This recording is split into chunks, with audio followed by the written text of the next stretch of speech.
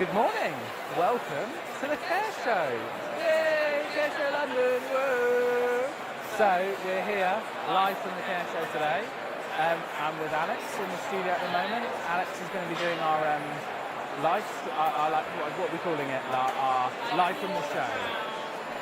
Chat with people and just seeing who's here, basically. That's what I'm going to be doing today. And we do have lots of caring conversations today. Lots of caring conversations. You have some topics that you're going to be talking about. What are those? So we've got 4 topic areas. So anybody who is at the show, obviously you do need to be here for it to work. Yes, like it might help. If you're not here, I'm not sure how it works. But we've got 4 topic areas. Yeah. CQC, marketing and sales, lifestyle and activities, and mental health. So we would like to hear from anybody in the care sector. If you've got something to say on any of those 4 subjects, come and see us. We have time slots all throughout the day, so we'll try and put a link here. I've been posting all over social media about a time to book it in, but ultimately you can just come to our stand, which is F30. So if you're following the main path into the show, it's like the third. You can't really miss us. We've got like a big board around us, so you can't really miss us. We're on the maps and all sorts. So we are on the map. If you can't find us, I think you're making excuses. Well, you might see me and I'll point you in the right direction, so that might help. And there is Lindor for everyone who comes there. If you do an interview. Pardon? Do they have to do an interview to get a Lindor? That could be the prize, couldn't it? Maybe sing a song or something. Yeah. They have to earn it. Well, so we've got lots of interviews today lined up. So we've got interviews with people from Birdie, people from Care Research, people from Possum, Appetito. We're seeing Russell Pillar from Amara Hammond and Carl Roberts from Boutique Care. And I think a few more as well we've got listed in. But yeah, come along. Join us in the studio for a caring conversation. It's really great value for you. Like, we'll use this content to post on social media afterwards. If you've got something to say about any of those subject areas, I'm sure everyone's got something to say about something, about one of those areas. Come and see us, come and talk to us, come along to Stand F30. And I think now Alex is going to go. I'm going to go head out. I'm going to go to the entrance, try and find us on that map. And then again, like I said earlier, we're going to be walking around, having a few conversations with people. So if you see us, say hello and we'll have a quick chat. But I'll leave you to it and I'll see you later. Okay. All righty, bye-bye. Don't forget to leave me your microphone, Alex. No, I won't. I'll take it off over here. Alex is just heading off now. I am just going to talk to you for a bit about all the different things that are going on at the show. To do that probably would have been really, really handy if I'd had some kind of brochure for the show to talk through, which I don't. But I think offhand I can remember some things that are happening. I mean, there's always tons and tons of fantastic talks throughout the Care Show every day. So yeah, lots of different stands for you to go and have a look at. Lots and lots of feature events. I know there's a big coffee shop. There's a selfie zone to go and take selfies while you're at the show. And obviously our team are out and about filming little live pieces. So if you're exhibiting at the show, look out for them, have a chat with them, and then you'll be featured on the live stream. It's really just a sort of fun way to break up the day, do something a bit different from that perspective. So I think they are nearly ready now to go. So we'll be handing back over to Alex in a minute. Who else have we got coming in today in our rota today? All tomorrow. We've got some interesting people tomorrow as well. So yeah, we've got lots of time slots still available. So if you come along and book in, so we need someone at 10 o'clock if anyone's available. If you're watching this, I mean, if you're at the show and watching this, but if you're watching from home and you want to book a time slot, then please come in. And some of the questions that we'll be covering today, say about mental health, for example, we just want to hear about what you would like to share on mental health. So we think it's a big part of the kind of modern workforce and modern culture, that mental health is now considered as part of kind of an employee wellbeing package. So tell us what you think about mental health and what and how you would apply that into your business. And that's whether you're a supplier to the care sector or whether you work in a care home, whether you're a manager, whether you're an owner. We really want to hear from you about what your thoughts are on mental health. And then same thing for CQC. Obviously there's lots of new framework going on at the moment with CQC, and the way that they're inspecting is changing. So we want to hear your thoughts on it. We want to hear what you have to say. Have you had an inspection under the new framework?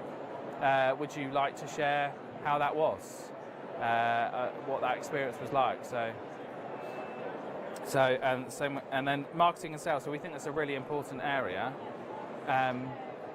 It's a really important area in marketing and sales. How can you increase occupancy for your care homes? If you're a care supplier, how can you? If you're a care supplier, how do you reach care home clients? How do you show them the products you have? How do you talk about that? So, I am considerably running out of steam talking. Wait, I don't know what they're doing. They're chatting about something down there. Have they been cornered by someone to talk? But yeah, we'll see. So I think we're about ready to go live to Alex. You can only see legs. Are we close, ladies? Are we close to handing over? I'm running out of nonsense to talk in the studio.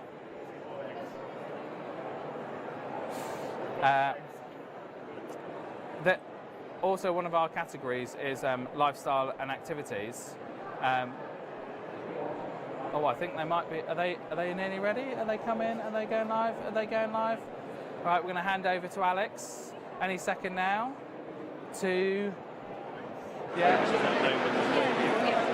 Hello, so like York mentioned earlier, I'm going to be going around talking to people here at the show. So we're just about to go head on in. So Sakara, if you follow me, I think we might have to beep in again. Thank you very much. It's already so busy here, and it's literally just gone 9:30, so I feel like it's going to be a really busy 2 days, and I'm really excited because I've seen a few stands that I haven't seen before, so I'm looking forward to talking to them. But I'm just going to head down here and see the guided innovation people. Oh, he's busy. No worries. But basically, I'm going to go round and I'm asking people a question as well. Last year, we spoke about if you had bits or no bits in your orange juice, but this year we've got a different question. But hello, how are you? Very good, very exciting. First day, getting busy, it's great. Amazing. So can you tell me a little bit about what you guys do and what you're looking forward to with this show? Yeah, of course. So we're Guided Innovation Limited. We help care organisations around digitalisation, but we have a very specific purpose at the Care Show this year. We're actually offering a concierge service. So if anyone is coming here shopping for technology or wondering about new regulation that's coming and what technology could help with that, we've revised every single company in this room. We know the plethora of amazing systems here, ones for domiciliary care or learning disabilities, supported living, elderly care. And yeah, we will walk you around. We'll show you exactly which technologies are here for you today. And yeah, really exciting to be at the show. The London show is getting more and more footfall every year. It's growing and yeah, people are definitely happier. Amazing. Do you want to give us an example of where we could go, like a little practice run maybe? Okay, yeah, let's do that now. So here's an exciting one. Something that we're asked a lot of is, Geraint, I need return on investment. Where can I make or save money in my organisation? That's the most asked question. The second most asked question is, Geraint, help me with meds management. So let's imagine you just asked me that. I will walk you handily. There's a company right here, if you come and have a look. So this is Care Beans. You will get a suntan from their bright stand, which is fantastic. But Care Beans is going to be able to offer you products that support you around that rostering and scheduling of staff. It automates a lot of things. I will guarantee a reduction in agency spend, 12% without trying. So that's a fantastic product. If we walk down here, though, in the world of meds management, yep. I can't believe you have revised every single stand. You must be remembering so much. I've not just learned who's here and what they are. I've got to learn where they are in the room. Oh my God. But these guys have made it easy. You've got two incredibly heavy hitters here in the world of meds management. So these both products, Predicare and Camascope, are solutions that will support you in meds management. So they will link to your pharmacy, give you a live prescription on a tablet. You do your checking in, your ordering, all your MAR charts are thrown in the bin because this system replaces them. The risk reduction, the safety to your residents, med errors are reduced or eradicated. So for your shopping list today, if you're coming to the Care Show, Rostering, EMAR is a no-brainer. If you've got those systems, there's also loads of others in the room to look at. Amazing. And I suppose if people haven't been to the show before and they might feel a bit overwhelmed because it is a really big space, you guys are the people to come to because you can help them go to the appropriate places so they're not walking around clueless. They know exactly where to head. You've hit the nail on the head. In fact, the reason the concierge service was born was that I would invite care organisations I knew to the care show. I'd say, come along because there's so much you can see on one day. And they would say, Geraint, it was overwhelming. Geraint, I left at midday because I didn't know where to go. So actually, take your time. Come. You get a programme as you walk in. Everyone's very friendly. Take your time. Enjoy a coffee. Work out who you're going to go to. The talks are fantastic. But yeah, the concierge lounge is just here. We will help you in anything you need. We've even got a sofa when you get tired at 3 o'clock. You can come and have a sit. Amazing. I love that. Thank you so much for showing us and doing a little practice run there. But my most important question of all is, what is your favourite alternative milk? It's got to be oat milk. Oh, okay. It's got to be oat milk. Big fan. Don't know why oat milk is creamier than whole milk, but it is. If you don't drink it, try it. Find your favourite drinks, your lattes, your hot chocolates. Try oat milk with it. You might be surprised. Fair enough. I'm not a fan on oat, but What are you? no, I'm coconut milk. See you later. Well, that was really nice. We did a little practice run there, and they sound absolutely amazing. Like you said, if you are feeling really overwhelmed, they're the place to go because they will show you exactly what you do. So we're just going to head down here, and this is where you will find our stand. So it's a bit busy around here, to be honest. So this is our stand. We've got Harp here. Oh, so sorry. Oh gosh, I just banged into her bag. And this is York, but this is where all the caring conversations are going to be happening. So like York mentioned before, we've got 4 topics we're going to be talking about, but obviously if there's anything you want to discuss with York, I'm sure he will be happy to do so. Shall we carry on going round? Are we, when's the first person? Yeah, we'll carry on for a little while. Oh, there's a talk going. I don't want to talk too loudly. So maybe we'll just go past them so I don't distract them. But like I said earlier, there's quite a few stands that I haven't seen before. So we'll definitely have to talk to them a little bit later on. But who, oh my gosh. Now I'm feeling overwhelmed.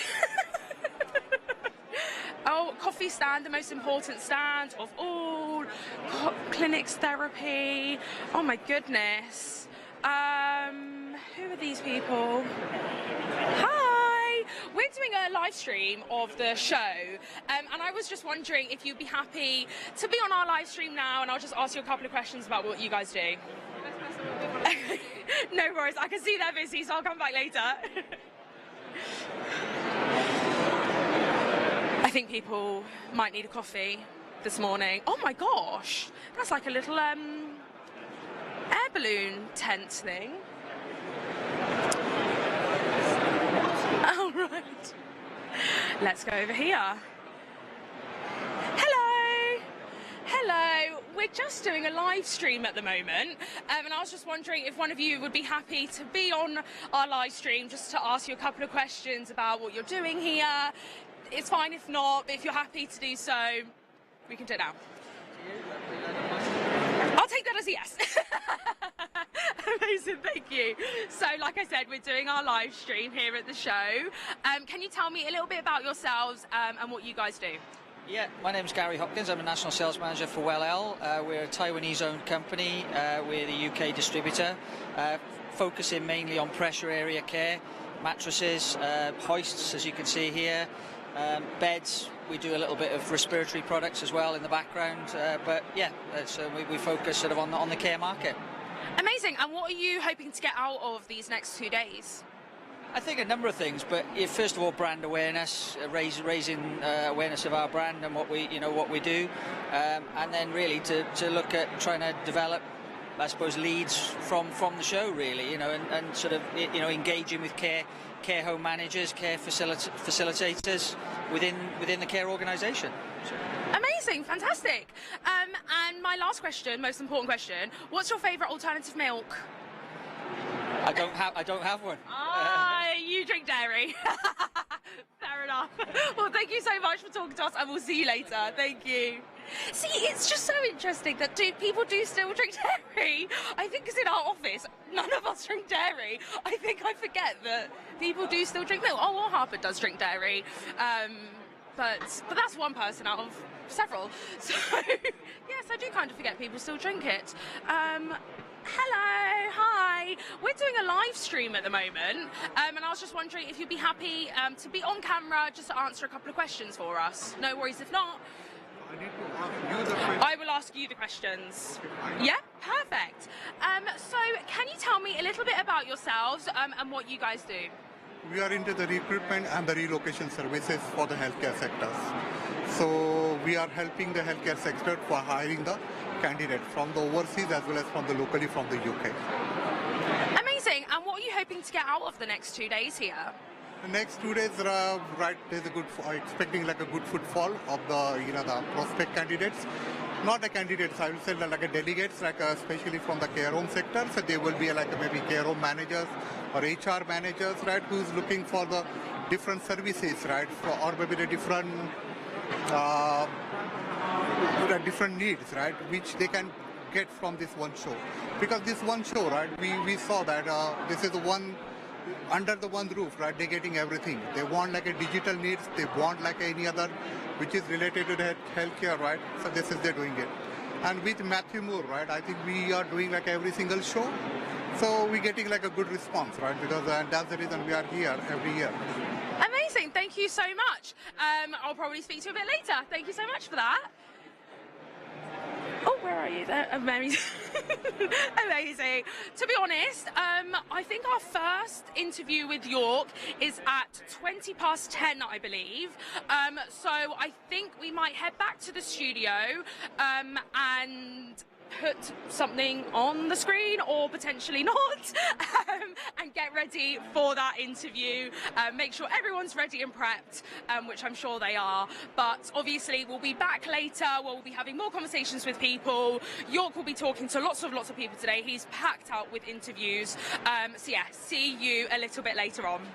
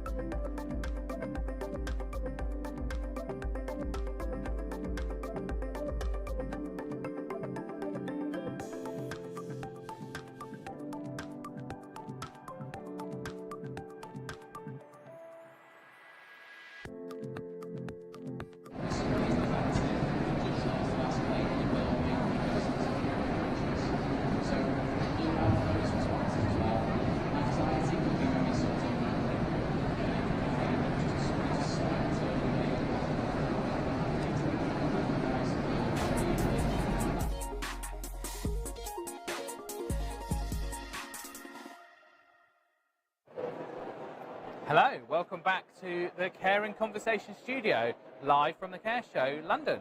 So, as you saw, Alex was out at the show, saying hello to a few different people.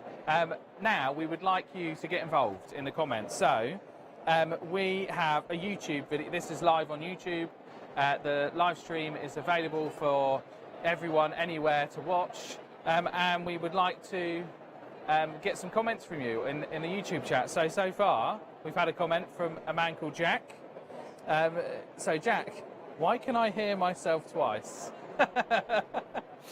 Oh, I think it's here. I'm getting very confused. I'm just going to mute that. Why can I hear myself talking? It's very disconcerting in my headphones. Oh, is it because I've got the live stream on my phone? It is because I've got the live stream on my phone. But I thought I'd turn the live stream on my phone off. Right, there we go. Right, I'm no longer confused. I was very, very confused for a moment there. So, YouTube comments. So jump on YouTube, make some comments, say hello, and we'll try and keep track of them here. So the first comment of the day was from Jack, saying, beef milk, best milk. So thanks for that, Jack. Any follow-up comments? If you had to have another milk, an oat milk, an almond milk, a coconut milk, a soy milk, which one would you have? If you know, gun to the head and we forced you, which one would you have, Jack? Give us a comment back and let's see. So I got hold of a program for the Care Show in London. Very fancy program. I love a good physical program when you go to a thing. You know, nice to have like a thing to look through. So let's have a look through the program. We are waiting for our first conversation of the day, which will be a bit later. But let's go through the program. So there's a big welcome page here. Then some must-see exhibitors. So just here you've got Pass, Digital Care Hub, 5 and a Bike Caring Conversations. That's in here as well. That's very. It wasn't really. I mean, it is somewhere in here later. It's here on the show features page, which is quite interesting here. The show features page. There is the Meet the Inspector. So the CQC are here, and you can go meet an inspector from the CQC. It's a quiet room. I know I personally always find when I come to an event like this, I do get a bit kind of overwhelmed at different points in the day because there's just so much going on, there's so much noise, you've had so many conversations, and it's quite nice to sort of have somewhere to escape. So that's stand B01. There's a selfie and media zone. There's obviously the cafe. So right now, Alex and Sakara are on an important mission getting coffees for us because we haven't had coffees yet. There's obviously the Care and Conversation studio here at 5 and a Bike, and the Technology Concierge, which I think Alex and Sakara talked to at the beginning. Brilliant. It's a brilliant service. So if you're coming to a show and you're thinking about adopting some technology for your care home, your care setting, your home care company, go and see them because they'll show you that, you know, they'll give you some really, really good impartial guidance on you know, what on which direction to go to. Oh, there's obviously loads and loads and loads of talks. So again, I think what you need to do with the talks is you go through.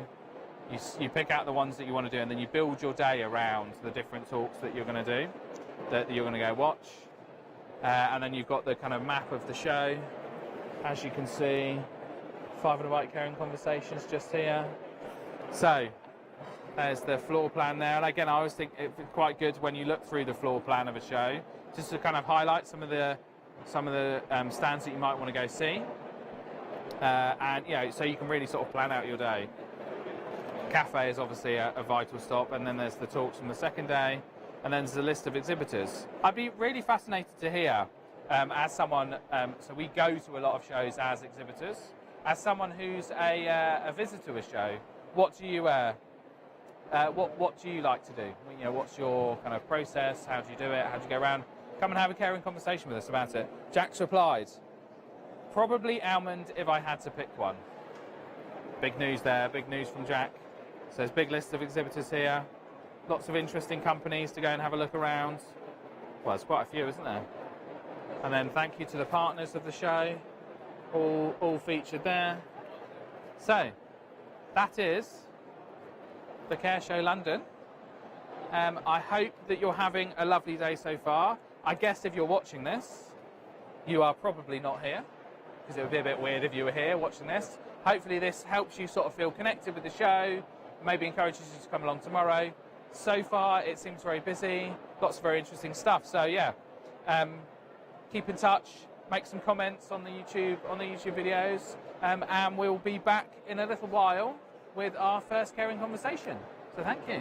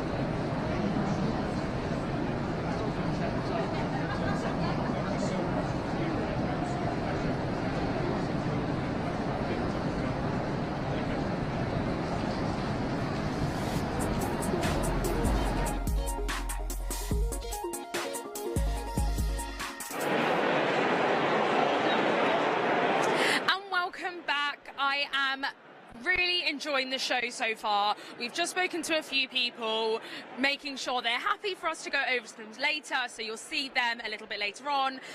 But York is just going to get ready for his first interview, so I'm actually going to head to that stand and see if they're ready as well, and get them to come over.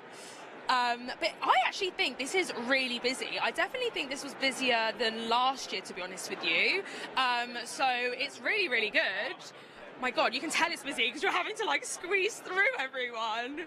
Right, I believe they're over here. Oh. This way.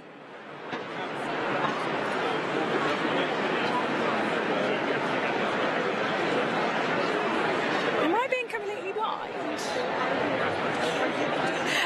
So this is the Sona stand. They all seem pretty busy at the moment, so I'll come back a bit later. But I'm trying to find the Lottie stand. Or is it the Birdie stand? This is the Birdie stand. This is the one I want. Right. I will talk to this gentleman. Hello. Hi. I'm just doing a quick live stream at the moment. But I was just wondering if Lola is here. Lola? Yes, I believe she's got an interview with us in a moment. So I was just making sure she is still happy to come and do the interview on our stand. Amazing, thank you. While I've got you, are you happy to be on camera? Yeah, do you just want to explain a little bit about what you do and what you're hoping to get out of this event? Yeah, of course. So I'm actually relatively new to Birdie. I've been here about just over a month. Yeah. And we help home care agencies with their kind of care management, rostering, finance, payroll, essentially an all-in-one solution to help them essentially deliver better quality of care. Amazing, so really been thrown in the deep end coming to an event, Yeah, for sure. But I guess what I'm trying to get out of it is just connect with people in the industry, understand like what difficulties they're facing, how we're able to help, how we help some of our current customers. And yeah, just generally like kind of what the trends are. It's nice to be like CQC, for example, and seeing the changes to like some assessment framework and these kind of things. So just generally get some more insight.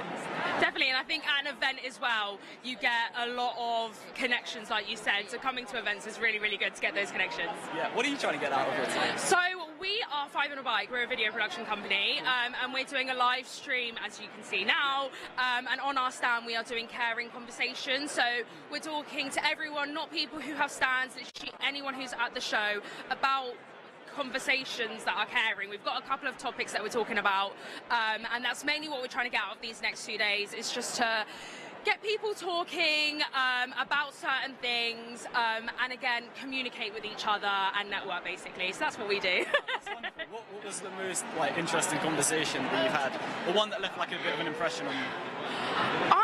We haven't had many today so far. I think Lola's actually going to be the first one. But from last year, a lot of people talking about mental health, which I think is really important. So that is kind of what we're talking about today, which is quite nice. Nice. That's wonderful. Yeah. But thank you so much for talking to me. Might see you a bit later. No, I know.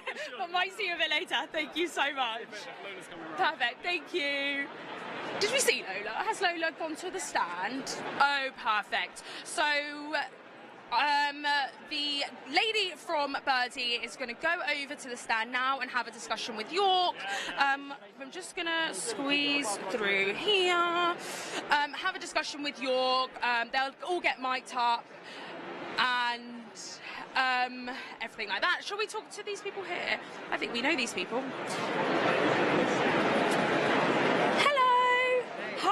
We're just doing a live stream at the moment. Would you be happy to be on camera and I just ask you a couple of questions? Yeah, perfect. Thank you so much.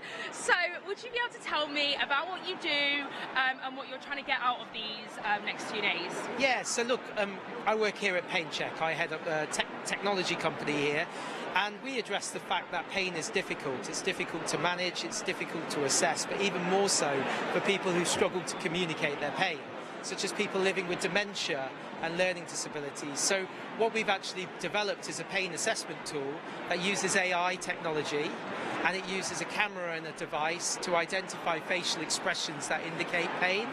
And that we also take people through a bit of guided checklist, and then we can tell you how bad the pain is.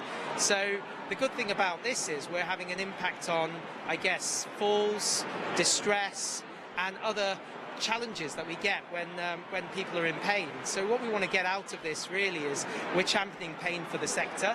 And so we're looking to engage with more and more providers, bring pain sort of to the forefront of their minds, and potentially work with them going forwards to really help give a voice to people who cannot verbalise their pain. That's amazing. I think that is so true as well, because some people might feel like a burden and don't want to express how they're actually feeling. So the fact that you can do that through AI, that's really, really amazing. Absolutely. We're taking away the guesswork that's going on in the sector at the moment. We're giving people an objective tool, and therefore you can assess pain consistently, and that's what we want, driving up those quality standards that we know this is a regulated sector, so we need to drive that quality standard up. Yeah, absolutely. I've got a really important question as well. What is your favourite alternative milk? My favourite, well, I don't drink milk actually. I'm lactose intolerant, so I love oat milk, I love soya milk, I love coconut milk.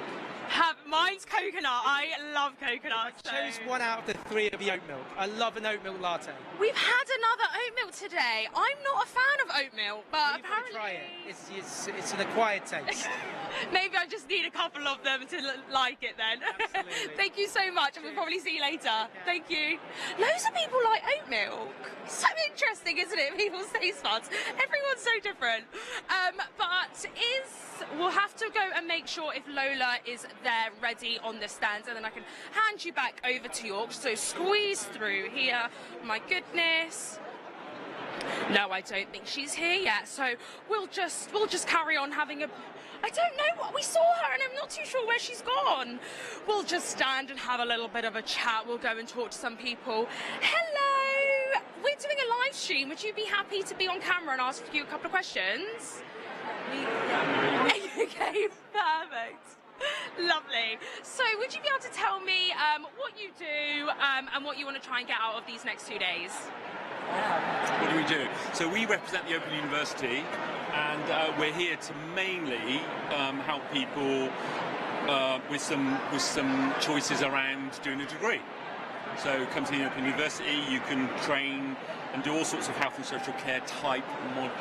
Yeah, and we also really wanted to promote our Open Learn, which is all our free resources, so that in the care homes and they can, better support people with learning disabilities or think a bit more about mental capacity and stuff like that. So we just really wanted to meet these people who we know are out there and delivering care, and see if we can support in that, really. Amazing, and I guess as well, because it's really busy as well today, hopefully you'll get quite a few people coming over and talking to you, which is really, really good. Yeah, we have already. It's been great. It's been wonderful. Amazing.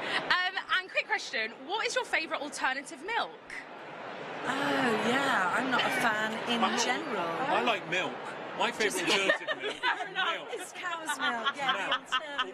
Organic cow's milk. All the others. Perfect. A little tasty taste. It's not bad, thanks.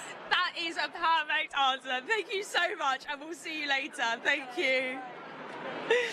That's so funny. My favourite alternative is milk. That's jokes. Hiya, you okay? Are you happy to be on camera? We're doing a live stream. Yes. Perfect. So would you be able to tell me about what you do and what you want to get out of these next 2 days? Yeah, sure. So we work with care providers. We help them increase their occupancy. So we do that by dealing with their incoming inquiries to make sure, first of all, they never miss an inquiry, but giving the person the warmth and respect and empathy they deserve on that journey when they're looking for care, which can obviously be quite an emotive one at times. And then we invite them to come and have a look around the home, and we tailor all the information to that individual. So that's how we work with care providers. So yeah, we're here today and tomorrow. So yeah, anyone come and say hi. Amazing, thank you so much. And you've been at the event before, haven't you? How have you found it so far? Busier, I think, this year. Yeah, it's really good. I think because we normally do the Birmingham one, this is a little bit more compact, so it feels really busy. So yeah, we've had some lovely conversations with people. We love telling people about what we do at Connect. So yeah, it's been great. So looking forward to the next 2 days. Amazing. I'm not too sure if York has spoken to you, because we're just at the stand behind you. We're doing caring conversations, so you can have a conversation with York. If you want to pop on over, you can do that. We're talking about a couple of topics, so head over there if you have a free moment. But a really important question, what is your most What's your most? What is your favourite alternative milk? Oh, almond milk. Almond. Yeah. Hey, fantastic. I've had a few oats. Yeah. Mine's coconut, personally. Yeah, coconut, yeah. I can have an almond. Milk, yeah, I like it. Yeah, you're getting the protein in as well. Yeah. Amazing. Thank you so much. Question. Thank you. Well, you know us. Thank you so much. See you. She's lovely. What a lovely, lovely lady. And I love how they wear their pink. And I think they all have matching shoes as well. And I love it. I think we all need matching shoes, maybe. Some 5 on a bike trainers might be nice. But let's head round here. We're still waiting for York to set up his interview. Hello. How are you? Are you busy, or would I be able to talk to you for a little bit? Yeah, perfect. Are you happy to be on camera? Perfect. So would you be able to just tell me a bit about what you do? Well, Top Medics is a medical hygiene supply company. We provide PPE, what's now known as PPE, and the bulk of what we do is the medical examination gloves. And as a UK responsible person for Top Glove Malaysia, the world's largest glove manufacturer, yeah, we're here to see what we can do to support other. Amazing. And are you here for the next 2 days? What are you trying to get out of these 2 days? Well, talk to as many people as we can. You can see the traffic is increasing. Yeah, and just make the most of the opportunity we have here to, gain more markets. Absolutely, amazing. And it is really busy today, so I think you'll get a lot of footfall down here. Thank you, yes, we expect that to happen, yeah? Absolutely, well thank you so much, and I'll see you later, thank you. We'll head down here. Who's this? Shall we talk to these people? Yes, I'm gonna go over. Hiya, I'm doing a live stream at the moment. Would you be happy to be on camera? Sure. Perfect. So would you be able to tell me about what you do and what you want to get out of these next 2 days? So I'm from Kirsty Co. We're a company that sells care homes from one owner, one company to another. I'm here with my colleagues from Kirsty Finance and Kirsty Insurance. We're looking to connect with owners of care homes or people looking to buy their first care home. Amazing. And have you been to this event before? Is it new for you coming here? First time I've come, but as a company, I think we're regular attendees. Amazing. And how are you finding it so far? It is quite busy, so... It is, yeah. There's a lot going on, certainly in the digital spaces. But, yeah, we're looking forward to meeting lots of new people. Amazing. And quick question, what is your favourite alternative milk? My favourite alternative milk? Yeah. I don't have one. Fair enough. Okay. No worries. Well, thank you so much for speaking to us, and I'll see you a bit later. Thank you. Oh, they're taking a photo. Oh, they're taking a video. They're taking a video. We won't go in front of their video. We'll just stand here for one memento, and we could duck, but I don't think Sakara wants to duck with the camera. Okay, he's done. Thank you. My God, I think someone spilled biscuits everywhere. There's biscuits all over the floor. What is going on? I mean, I could devour a biscuit or two right now, to be honest. But it's so funny that people are baffled when I say, what is your favourite alternative milk? Maybe it's not a thing. Maybe it's not a thing. So I think hopefully everyone should be back at the studio getting ready for their interview now with Lola from Birdie. So I will head over back to the studio and I will talk to you all a little bit later.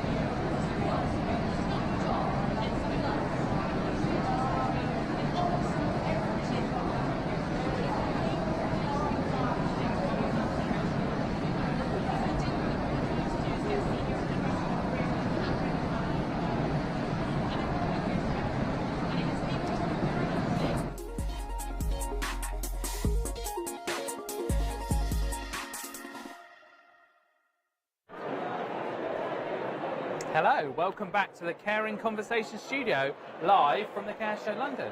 We have a guest with us in the studio. Would you like to introduce yourself, tell us who you are and what you do? So my name is Kirsty Able and I'm the marketing manager for Possum Limited. I'm just going to check with my technical person that sound is all right. This is all good, we're happy, moving on, you want to make some adjustments? No, we're all good. Right, so we're going to talk about lifestyle and activities today. So what do you want to tell us about lifestyle and activities?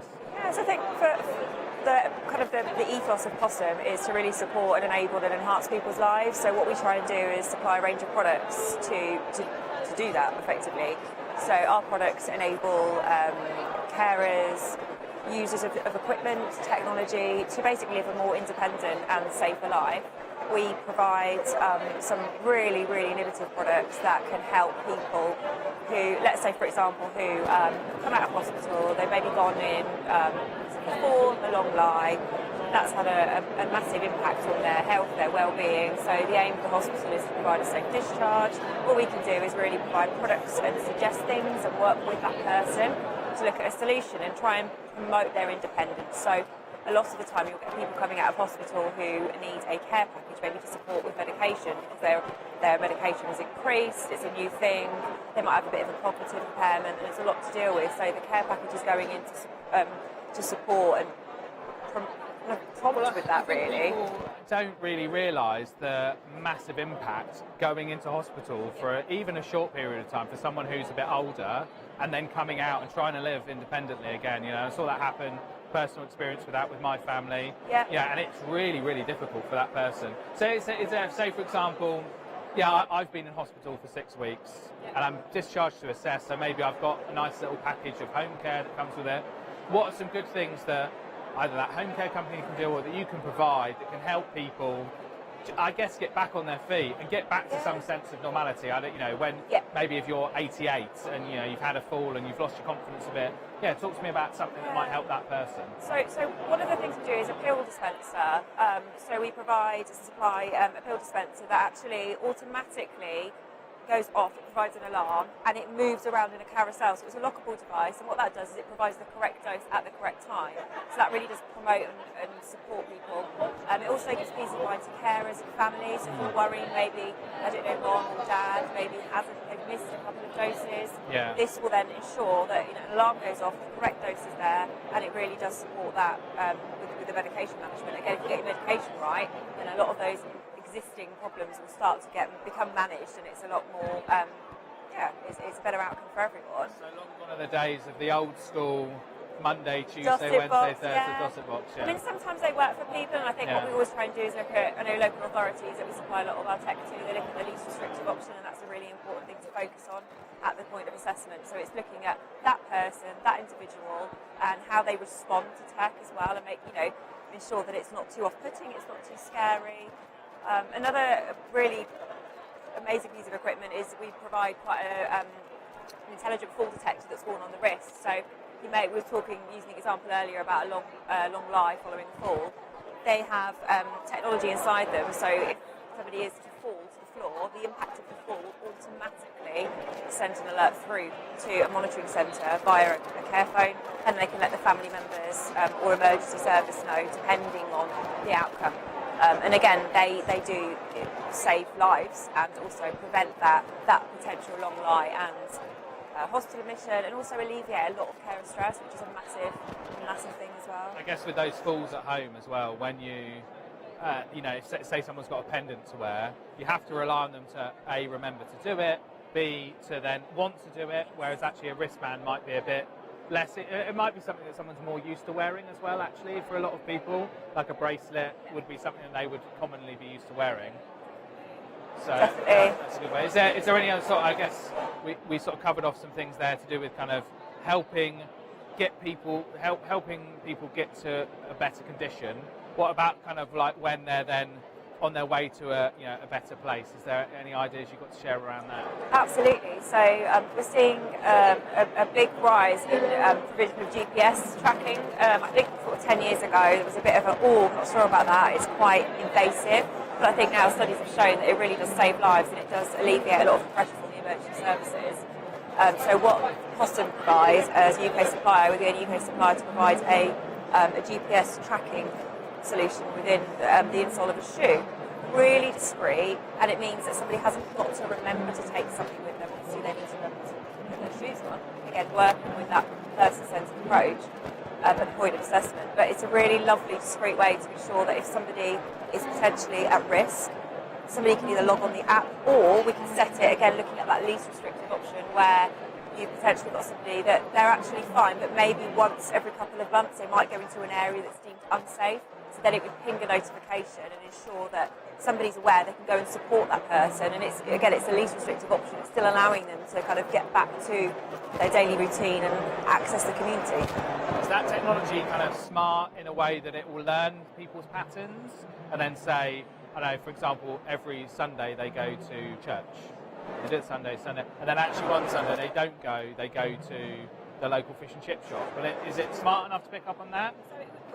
All the data is stored on the app, so the person who has been nominated to be the recipient of that data, they would be able to analyse that and be able to sort of use that to see how the person's activity and what they're doing, and they'll be able to look at that and sort of assess that. And if you can see that every Sunday they are going, you can see that that's working really well. So it's a nice way to be able to almost evaluate somebody's movement. I guess ultimately, AI isn't the answer to everything, and actually, if I need to monitor my granddad, I know, right? I can look at that. I can look at the app and say, and I think you're right around the idea that tech has got to be kind of worked into the existing routine. So I know things that you can get bits that you put on kettles and things to track how much they're boiling the kettle and different things like that. So it's like sort of low-key monitoring, which helps us prevent dehydration, not eating properly, the right foods, the right waters and stuff like that. So I think all that stuff's really useful, isn't it? Yeah, absolutely. So is there anything else that have you got like a favourite activity you like to do with I don't know if you work with any elderly people directly, is there kind of a favourite thing you like to, or what do you like doing with your grandma or something like that? Yeah, what's a lovely thing? If I'm, say for example, working in home care, got any ideas you can share with me for like a fun activity I can do with someone I work with? Well, I think it's something that's really worked. So I used to work in rehabilitation, so it was an active balance class, an ABC, and the purpose of that is people come along for 6 to 8 weeks, they're at risk of falls. It's a fun session, they get to know, they make friends, and they do activities, so they, get up from the chair, walk to there, come back and sit down, and it's trying to support and promote that safety, that confidence, and it's a lovely environment, and we have some fun with that. Well, when I used to do it, we used to have a lot of fun with that, and it's something that I think with physio, if the physio's leading it, a lot of those skills can be learned by care homes. They can kind of incorporate them in their daily routine, daily activities. Seated exercise classes again, and make them fun, put some music on, that kind of thing. I think it really gives somebody a sense of an achievement. They've achieved something, and it's good for your mind and your body and your soul. So. Perfect. Do you want to just tell us a bit about what Possum do overall, just to let us know? Yeah, of course. So Possum have been around for quite a while. We supply assistive technology. So we have almost sort of 2 categories of our company. The first one being telecare. So we provide some of the peripherals we talked about today, fall detectors, medication devices, GPS trackers, epilepsy alarms. We supply those to predominantly local authorities, care homes, with the aim to keep people safe and independent at home, in a care home or in a supported living environment. We also provide environmental controllers, so these are designed for people that may have more of a physical impairment where they want to be able to manage their environment independently. However, the barrier of actually physically being able to turn a light on, physically being able to use or operate the TV remote, physically being able to open the door, the curtain, the bed controls, we can provide a tablet and link all of those systems into one place, and it depends on the person's ability. So again, it's very person-centred, and we would look at a range of switches, mounts. If the person could maybe use their head, we will do whatever works for that person and find a tailor-made solution. And we recently joined with Smartbox as a partnership, so we are now able to offer an environmental controller that has an eye gaze function, so the person can actually use their eyes to communicate with their device and in effect control their environment. So. Wow, sounds fantastic. Well, thanks very much for coming along to the Caring Conversation studio today. Anything else you'd like to share? think so. Okay, lovely. Well, thank you very much. Thanks for coming. Thank I'll you. see you again. So, thanks very much. We are going to go out. I think we've got another interview coming up, so we'll be back in just a minute. Thank you.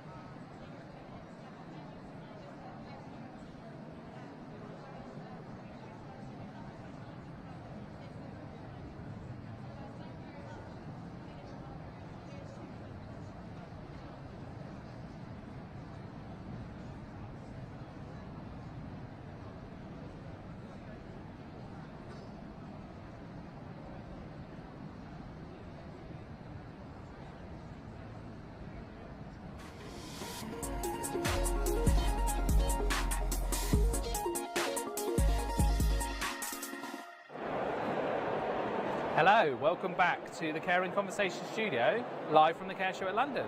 We have another guest in our studio. Hello. Hiya, how are you doing? I'm very well, thank you. Yeah. Do you want to tell us who you are and what you do? Yes, my name is Tony and I work for Birdie. And I'm kind of developed a new role, but we're talking about data migration and how we onboard partners into our system. So yeah, that's kind of what I'm focusing on at the moment. So we're going to talk about CQC today, right? You know, it's a big, expansive area. It's very controversial. You love it or you hate them. You know, what do you want to sort of share with us about how your role relates to CQC and, you know, around that area? Yeah, I think CQC in general is like a really important regulatory body that, you know, everyone has to kind of be in line with. I think what's really important is the education on CQC, and I feel like they're very good at kind of releasing emails and everything like that for updates, but I think as a software provider it's also our job to try and help our care agencies understand when something changes with the CQC, make sure our product's in line with, you know, any kind of changes that are happening. So yeah, I think it's a really important place for everybody to go and to understand like what needs to be done in care to make sure that we're all adhering to kind of the higher standards. But our job is also to make sure that we're educating our care agencies in the small kind of section of the industry that we have to try and make sure everybody knows what they should and shouldn't be doing, and to ultimately try and deliver care to the best of our abilities. How does Birdie specifically relate to sort of the CQC inspection? You know, we work with lots of different types of people, and you know, you get a bit of information from here, but how does Birdie? What do they want from you from a kind of CQC inspection perspective? Yeah, that's a really good question. We get quite some feedback sometimes from CQC individuals. Some of them are saying, what you're doing here is absolutely amazing, you're smashing it. They're saying, you know, what you can do here is, we get like some kind of product feedback sometimes. What we offer for our partners is we have a thing called Birdie Analytics. So it's not only do you have the software tool, but it also means that you can pull all these different reports and look at how your agency is performing. And then from there, you can make sure that you're aligned to what the CQC are asking. So we make sure that we do kind of webinars, we have marketing emails, things like that going out to make sure that what the CQC is doing, we're also making sure that we're aligned, and then teaching our partners how to make sure that they're also aligned when they're using our system, when they're using software. That's kind of what we look at. So I think we've got an issue with the microphone. Should I bring the other microphone in to use that one? Sorry, I'm just going to check. We are live, but you know, we'll go for it. It was red then. Is it better then? Do you just do a... Hello. Is that okay?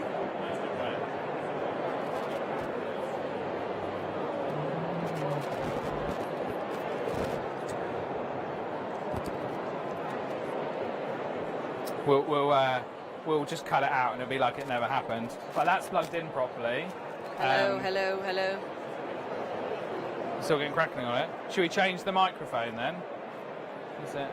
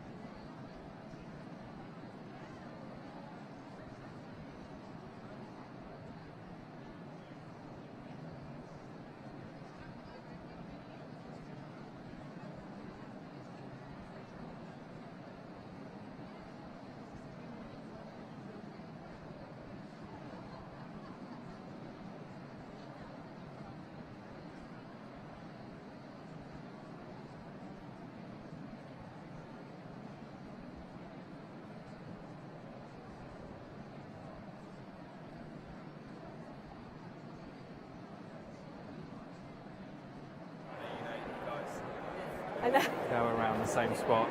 It's like a big competition to see who gets.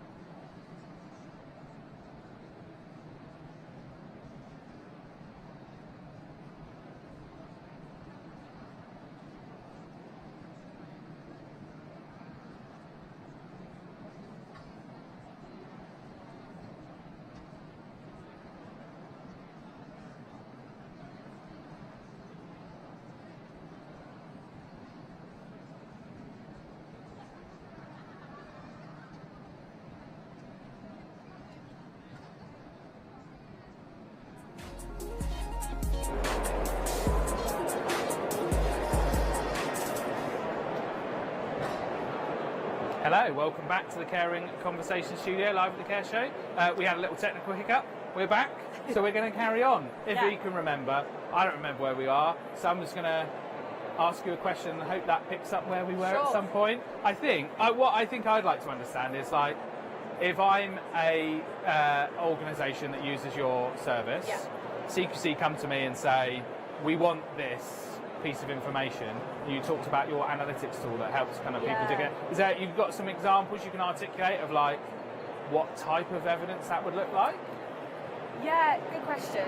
I guess so. A big one for us is our email charts, right? So we want to make sure that we're like all of our agencies are documenting everything to do with medication for all of their clients, and so we have in part of the analytics tool everything called the Q score, which is like kind of built out report.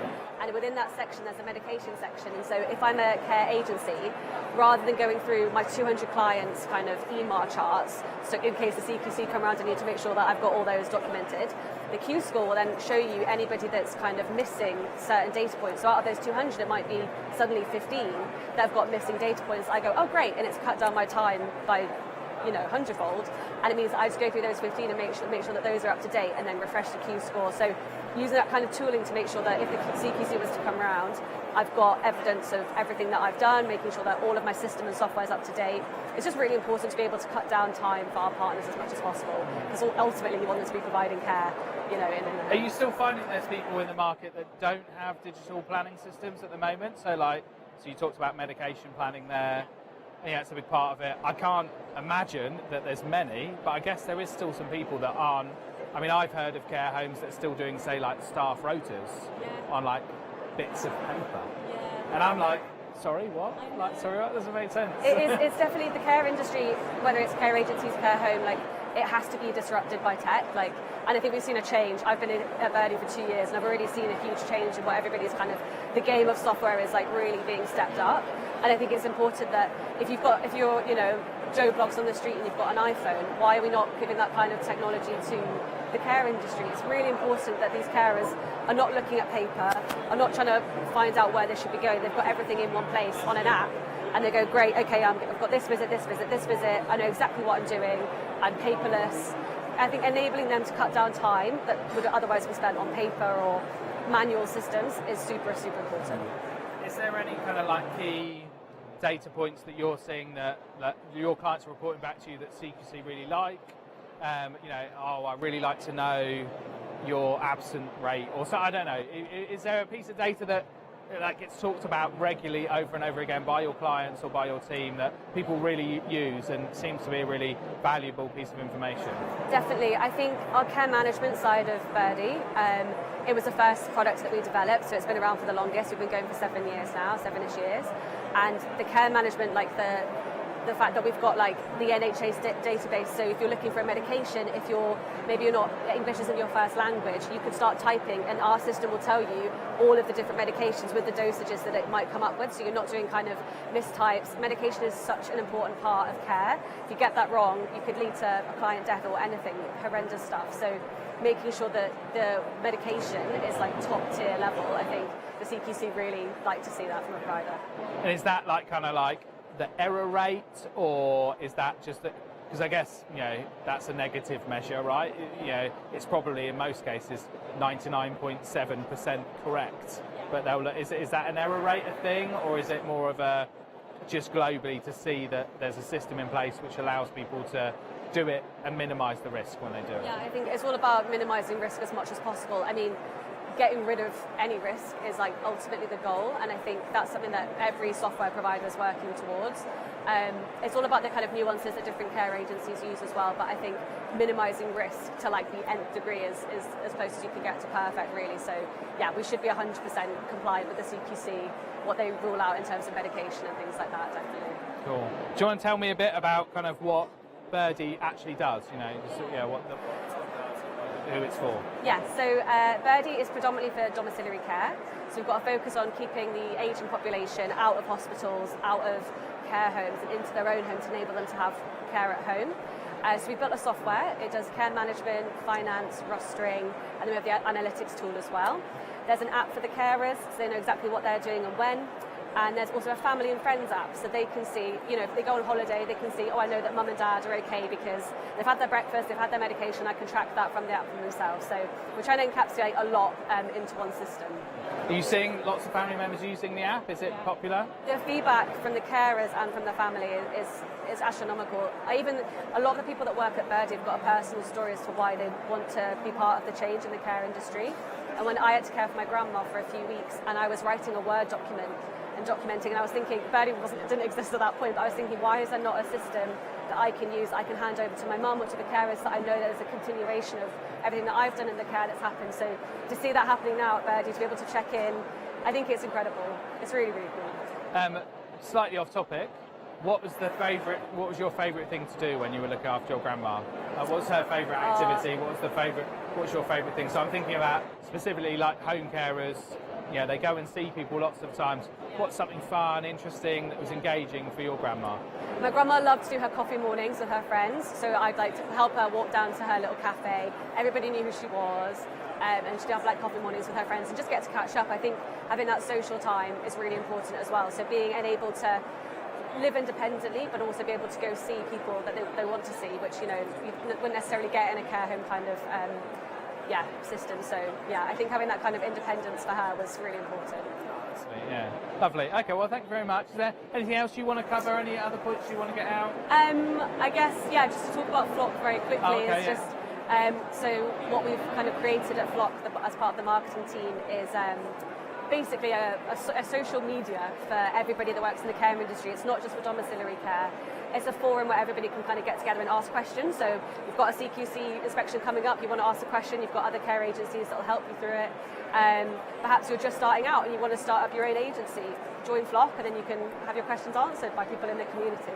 I guess your tool might also be a really good way to collect feedback from families, so the Birdie tool specifically, because that's an important part of the inspection process for CQC, isn't it? Definitely. We're keeping Flock quite separate, so it's just a forum for community, like it's not a Birdie specific part, but in terms of feedback that we get specifically from family, from agencies, we work very collaboratively with our agencies, which is why I think we've done so well today, because they're the ones in the trenches every day doing it. They know what they need best, so we're trying to make sure we incorporate all of that into our products.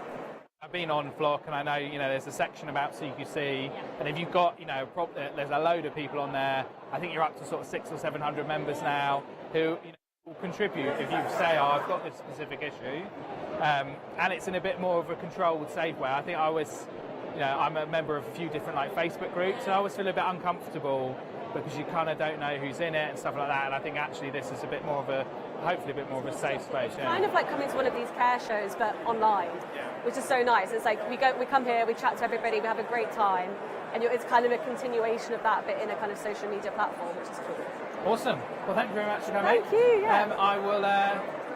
Right, I'm going to say goodbye. Sorry, I lost my train of thought there. So thank you very much for coming, and we will go to a short break now and be back soon.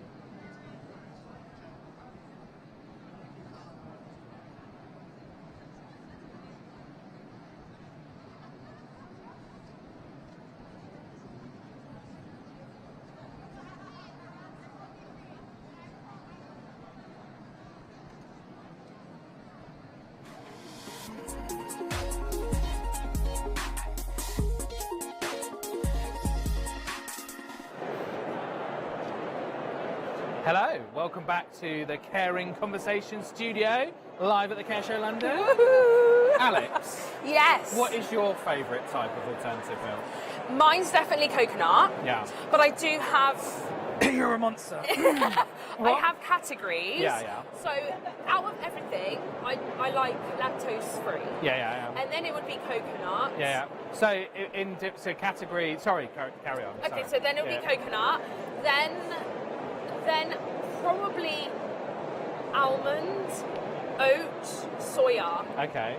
And is that different categories for different food stuff? So say if you're going to have a nice bowl of cereal. Lactose free. So which milk? I would have lactose free milk. Oh, lactose free milk. Yeah. Oh, right. But if I was having a coffee, I'd have coconut. If I was having a cup of tea, I'd have soya. Yeah. There's so many different categories. Why soya in tea? Because I had oat milk in tea, and the flavours were just far too much. Far too much going on. It wasn't nice at all. Yeah. You? So, for me personally, I'm not against cow's milk. Okay. Or some people might call that normal milk. Yeah. But I always make an argument to say it's not that normal, is it? No. Anyway, I drank that for a long time. I do find now as I don't drink it, can give one a bit of an upset stomach, can't it? If you don't drink it. If you don't drink it for a while, And then so if I yeah. went and banged a milkshake in one go, I might be like, oh dear, that wasn't a good idea. Yeah. So from that perspective, I like oat milk in my coffee, but I am concerned about how much sugar is in oat milk. Yeah. I don't mind soy milk so much. Is it soya or soy? I think it's soy. I think it's soya. Soy, okay. In Costa, it's spelled soya. New debate that we can cover. I think. In Costa, soya, is it soya? in Costa. Yeah. I think guess people would know what you meant. Yeah, I suppose so. I did try an almond iced coffee the other day. Ooh. And I think what it is that it's like thinner. It is. So like it doesn't mask it doesn't mix as well with the coffee. Whereas oat, I think, is quite thick. It is, yeah. Yeah, I do 100% agree. So, but I think ultimately I do believe that like you just can acclimatise yourself to any taste you want, really. Yeah, so that's if I wanted to learn to like coconut milk, I probably could. Yeah. But I've never really I hate a Bounty. Oh my god, I love It's like Bounty. my worst chocolate I bar. love all coconut, Bounty, pina colada, all sorts. So we're only really here talking because because we're testing out the audio. No, but I can Chris. ask you a really important question. Okay, Because obviously it is now coming to midday. Yeah. So we've been here all morning. What kind of conversations have you been having with people? What interesting things have you been discussing? I know we've got the 4 topics we're talking about, but what was interesting to you? Something that jumps out to me immediately was a conversation I had with Tony from Birdie. Oh, okay. And she was talking about some time she spent with her grandma, and we were talking about activities and lifestyle, and she said one thing that her grandma really loved to do was like go to the local coffee shop. So that was her job when she was looking after her, to make sure she was able to get out of the house, to get down to the local coffee shop, to sit with her friends and have that social time. So what I think one thing I'd love for people to take away from today is like little tips like that. So if you work in home care, if you work in a care home, I suppose it's really just about finding out what's important to the person that you work with, and how you can help facilitate that. If they like going to theme parks, can you find a way that they can go to theme parks? If they like going to watch the football, can you find a way? And we've worked with quite a few different care homes that have enabled people to go and watch football matches, and they might be quite poorly, but actually they're able to facilitate that because the care home can plan it out, look at the risks. So from that perspective, that was something. That's really nice. Anything for you? What jumped out for you? What's jumped out for me? To be honest, we've spoken to quite a few people. To be honest with you, I went and spoke to somebody from Birdie, funnily enough, and he started interviewing me, which I loved. I was like, this is great. And he was just asking about us, but it was just a bit different because normally it's me asking people the questions. But spoken to quite a few interesting people. Got a few interesting people lined up for this afternoon. Got somebody that we've never seen before, a new stand. I think there's something to do with a cinema. So going to go and have a look in there. And they've got in their stand a pretend cinema. Oh, So okay, they've got yeah, like I some saw that, seating yeah. and stuff. So I want to go and have a look at that, which will be quite fun. And there's some people down there that have a big spinning wheel where you can win some sweets. Obviously I would yeah. love to win some sweets, so I'm going to go and talk to them. So yeah, got quite a few lines up for this afternoon, which will be good.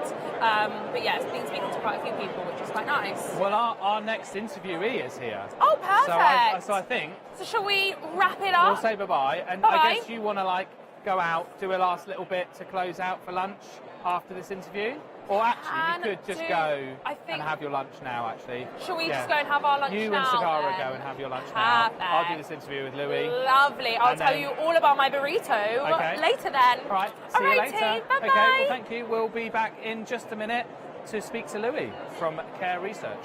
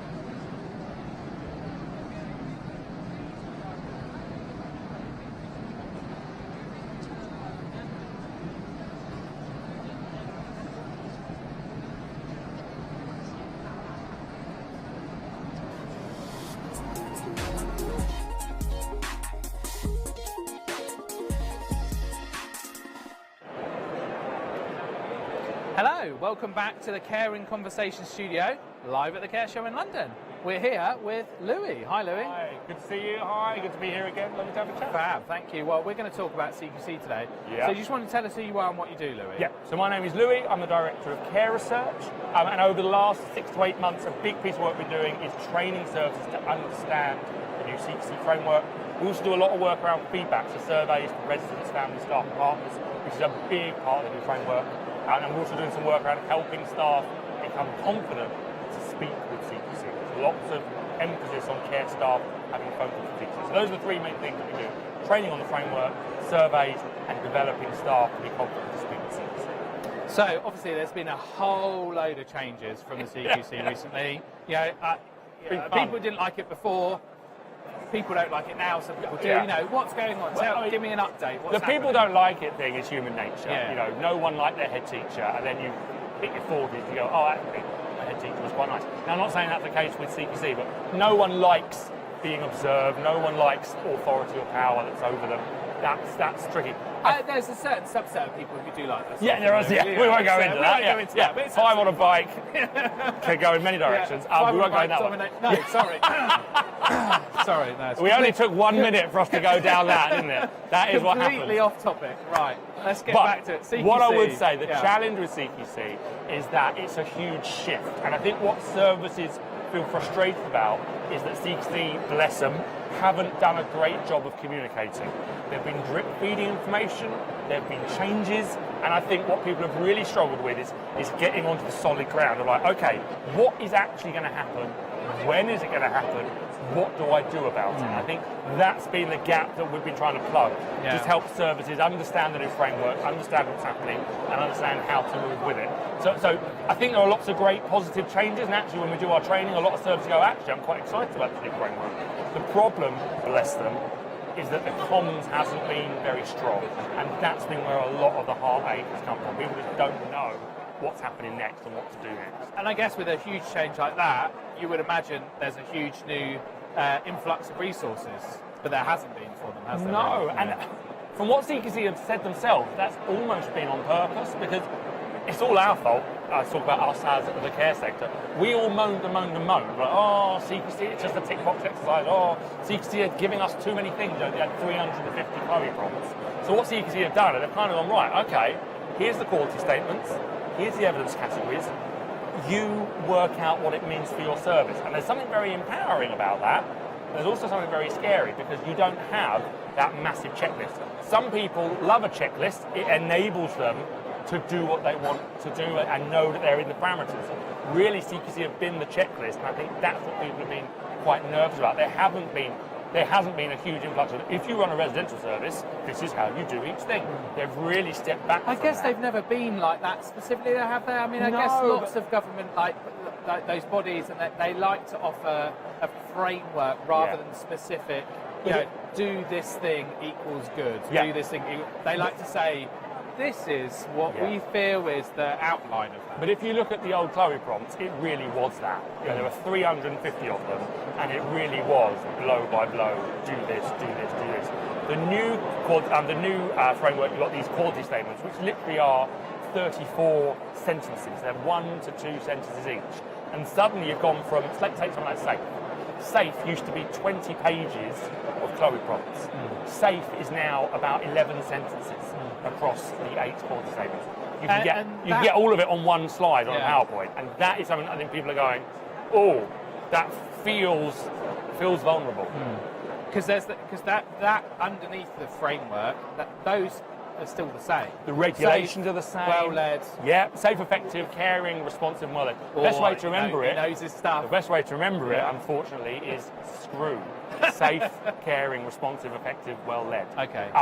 So you've still got those. That still underpins the inspection. But what we've got underneath those, you've got quality statements. You've got 8 for safe, you've got 7 for response, 5 for caring, 7 for responsive, 6 for effective, and 8 for well led. So you've got all these different areas, and underneath those, you've got all of the evidence categories. People's experiences, that's residents and families. Feedback from staff and leaders, that's your staff. Feedback from partners, that's your partners. Then processes and observations. If you're home care, you don't even have observations.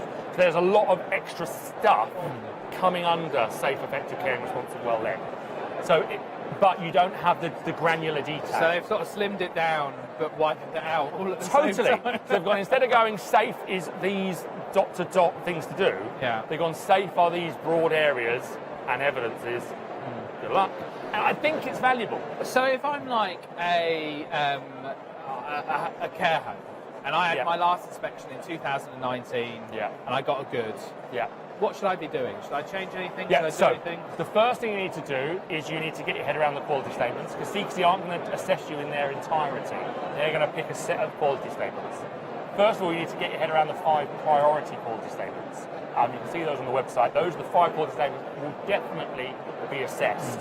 There may be other ones as well, but 99.9% of the time, those ones will be assessed. So you need to get your evidence split. And I guess if I was well organised already, I would probably have a folder on the shelf for each one, or maybe you want a folder on a computer. Yeah, on the computer as well. The folder on the shelf. The problem is CQC aren't going to be turning up as much. Yeah. So what you don't want to be doing is having to scan 5,000 care plans because they need it digitally. So you need to make sure it's done digitally. The other big thing to start on is feedback. 3 out of the 5 evidence categories are feedback. So, surveys for residents and families, surveys for staff, surveys for partners, one-to-one appraisals. You need to do feedback well. 61% of your evidence in the new framework is feedback. 68% of your home care. So if you want to gain or retain a good or outstanding, you have to do feedback well. So that's most people are fine with observations, they're fine with processes evidence. They've been doing that for 10, 15, 20 years.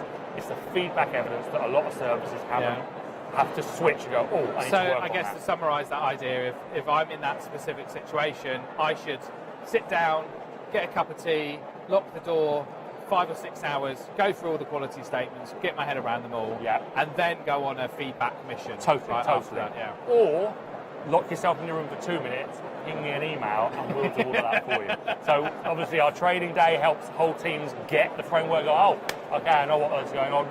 And obviously we run the whole feedback survey process for services, which means that you don't have to deal with the data. You get all of that from us, and then you do the change, which is what a lot of services are passionate about. So, if you're the first thing to do, ping us an email. We can tell you where to go next and what to do. I think it's hard. It's hard to get started on this. It's hard to work out what to do first. And what's the top tip that you've got for someone then? For I've got about 1,000. For kind of I don't know, maybe. Like we said, you and me have discussed before the day, the inspection, and not thinking about it as a day. Maybe that would be a good tip, I think the first thing is to get your head away from the idea of, it's an inspection day. The old framework was like kind of Toby Carvery. You turn up, big plate, loads of meat, loads of veg, loads of gravy, one big mega meal. That's what the old framework was like. One inspection day, one big performance. The new framework is like tapas. Little snacks of evidence. You've got 10 quality statements, 1 inspection. Another set of quality statements are later down the line, another inspection.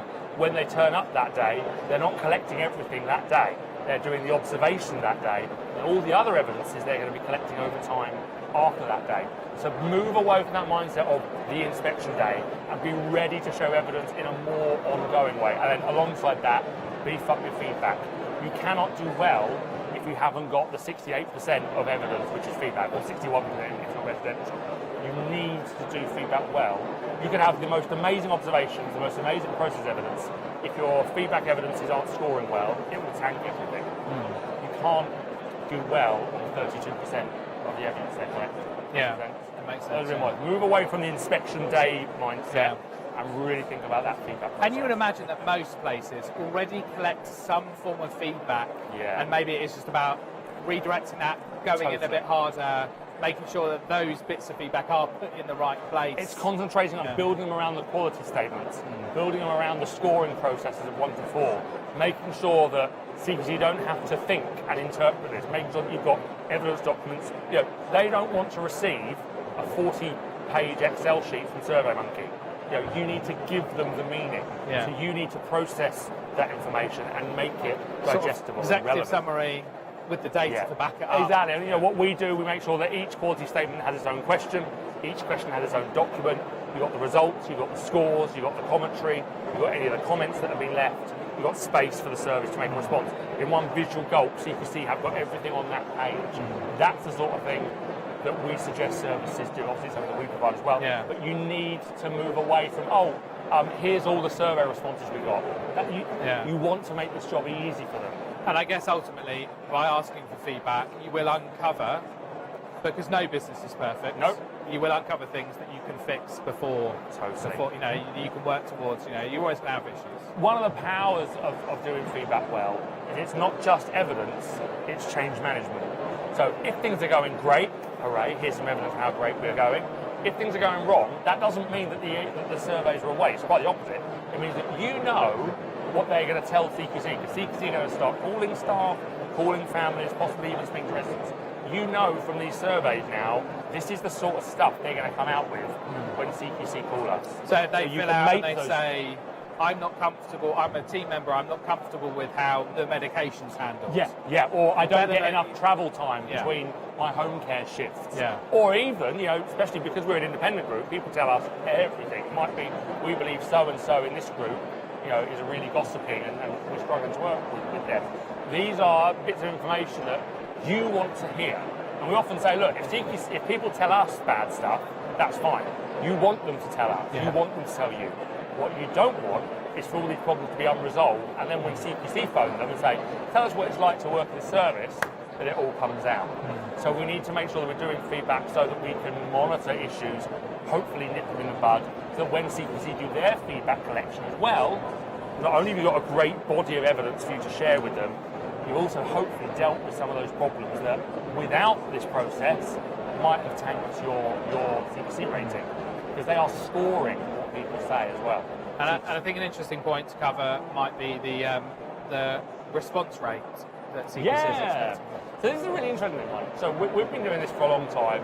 We've done it for 6 years now, and we're getting really good response rates. You know, we're getting kind of 60% response rates, and that's really strong. I think what we've found is that people like us, for example, doing it because actually, if your manager sends you a survey about their own service, how open and honest do you want to be?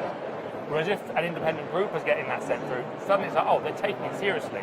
I can be honest, I'm not going to get in trouble here. The response rates shoot up. The other thing about response rates is CQC aren't going to get great response rates doing their own thing. So we know that CQC have had services with 100 staff members.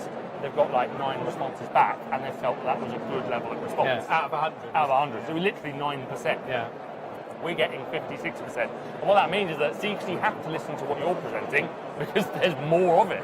It's more valuable than the 9 people they managed to get hold of. So I think anything you can do that is, to be blunt, better in terms of response rate means that CQC have to take note of it. They can't just rely on their own phone calls. They can't just rely on their own conversations because they've spoken to 5 people, you've got data from 25 people. So it just gives what you're doing extra clout. It makes CQC listen. Yeah. And I've got one last, final, very important question where's for this you. gonna go? Alternative milks. What's your favourite? Alternative milks. Milks? Do you know what? Everyone's going to hate me. I don't think I've drank an alternative milk. You've never drank one? Not knowingly, not purposely. Okay. So I think I've tried almond milk. They all just have an aftertaste. The problem is I've spent 30 plus years drinking milk. So all the other milks taste like milk with another thing in it. Or they taste really thin. I don't like thin, I like thick milk. That's going to be a great. Just put that on your next Care Show advert. Louie likes thick milk. Next, Gold Top. Oh, yes. Gold Top, So yeah. this is a weird birthday tradition I have. So as you can tell, I need to sort my body out because it's a mess. So I try and sort of eat healthy, except for my birthday. On my birthday, all rules go out the window, and one of the things I do on my birthday is I buy Gold Top solid full cream milk, and I drink it, and my wife is repulsed by me, and I don't care because it's that good. Just can of squirty cream. Yeah. Bang in there. All the dairy, just brie, just dangling from the ceiling. Just cheese everywhere. It's a vegan's nightmare. Yeah. But yeah, so I'm still sticking with my cows for now. Fine. I don't agree with how they're doing it, by the way. Just if this comes to No, light so in it more 30 just is, years' time, I don't agree with how it's happening, but it's really blooming good milk. Right, well, thank you very much for coming to see us, Louie. Thank you for having me. Great to Lovely. see you. Right, we will be back shortly.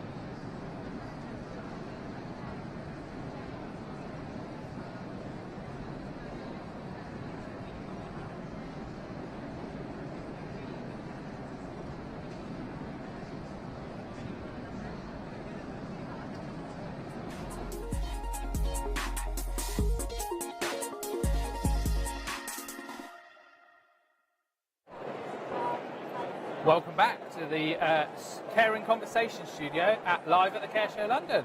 We are here back after a nice refreshing lunch, and we have a new person in the studio. Do you want to say hello and tell us who you are and what you do?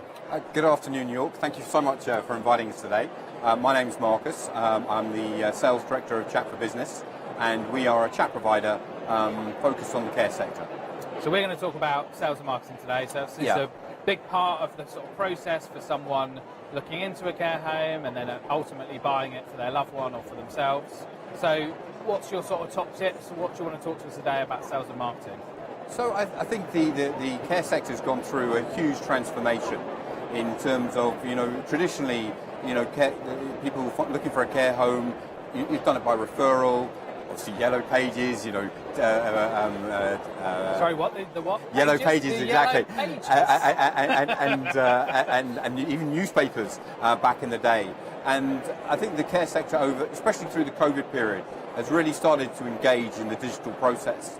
And I think the challenge for a lot of care homes is there are so many products out there, and everyone's putting their hand up saying we've got the golden egg that's going to solve all your issues. And it's actually being able to go through that process and understanding exactly what a digital process is, and specifically for the care sector. I think ultimately there is no one magic golden answer, right? No. It is about having a good quality general digital presence that allows people who want to go through a process of chatting to someone, a process of ringing, a process of inquiring over email, that you've got all of the bases covered in a way which allows every different type of potential customer to inquire, right? Yeah, absolutely, and it's presenting those brand values in the way that care home wants to.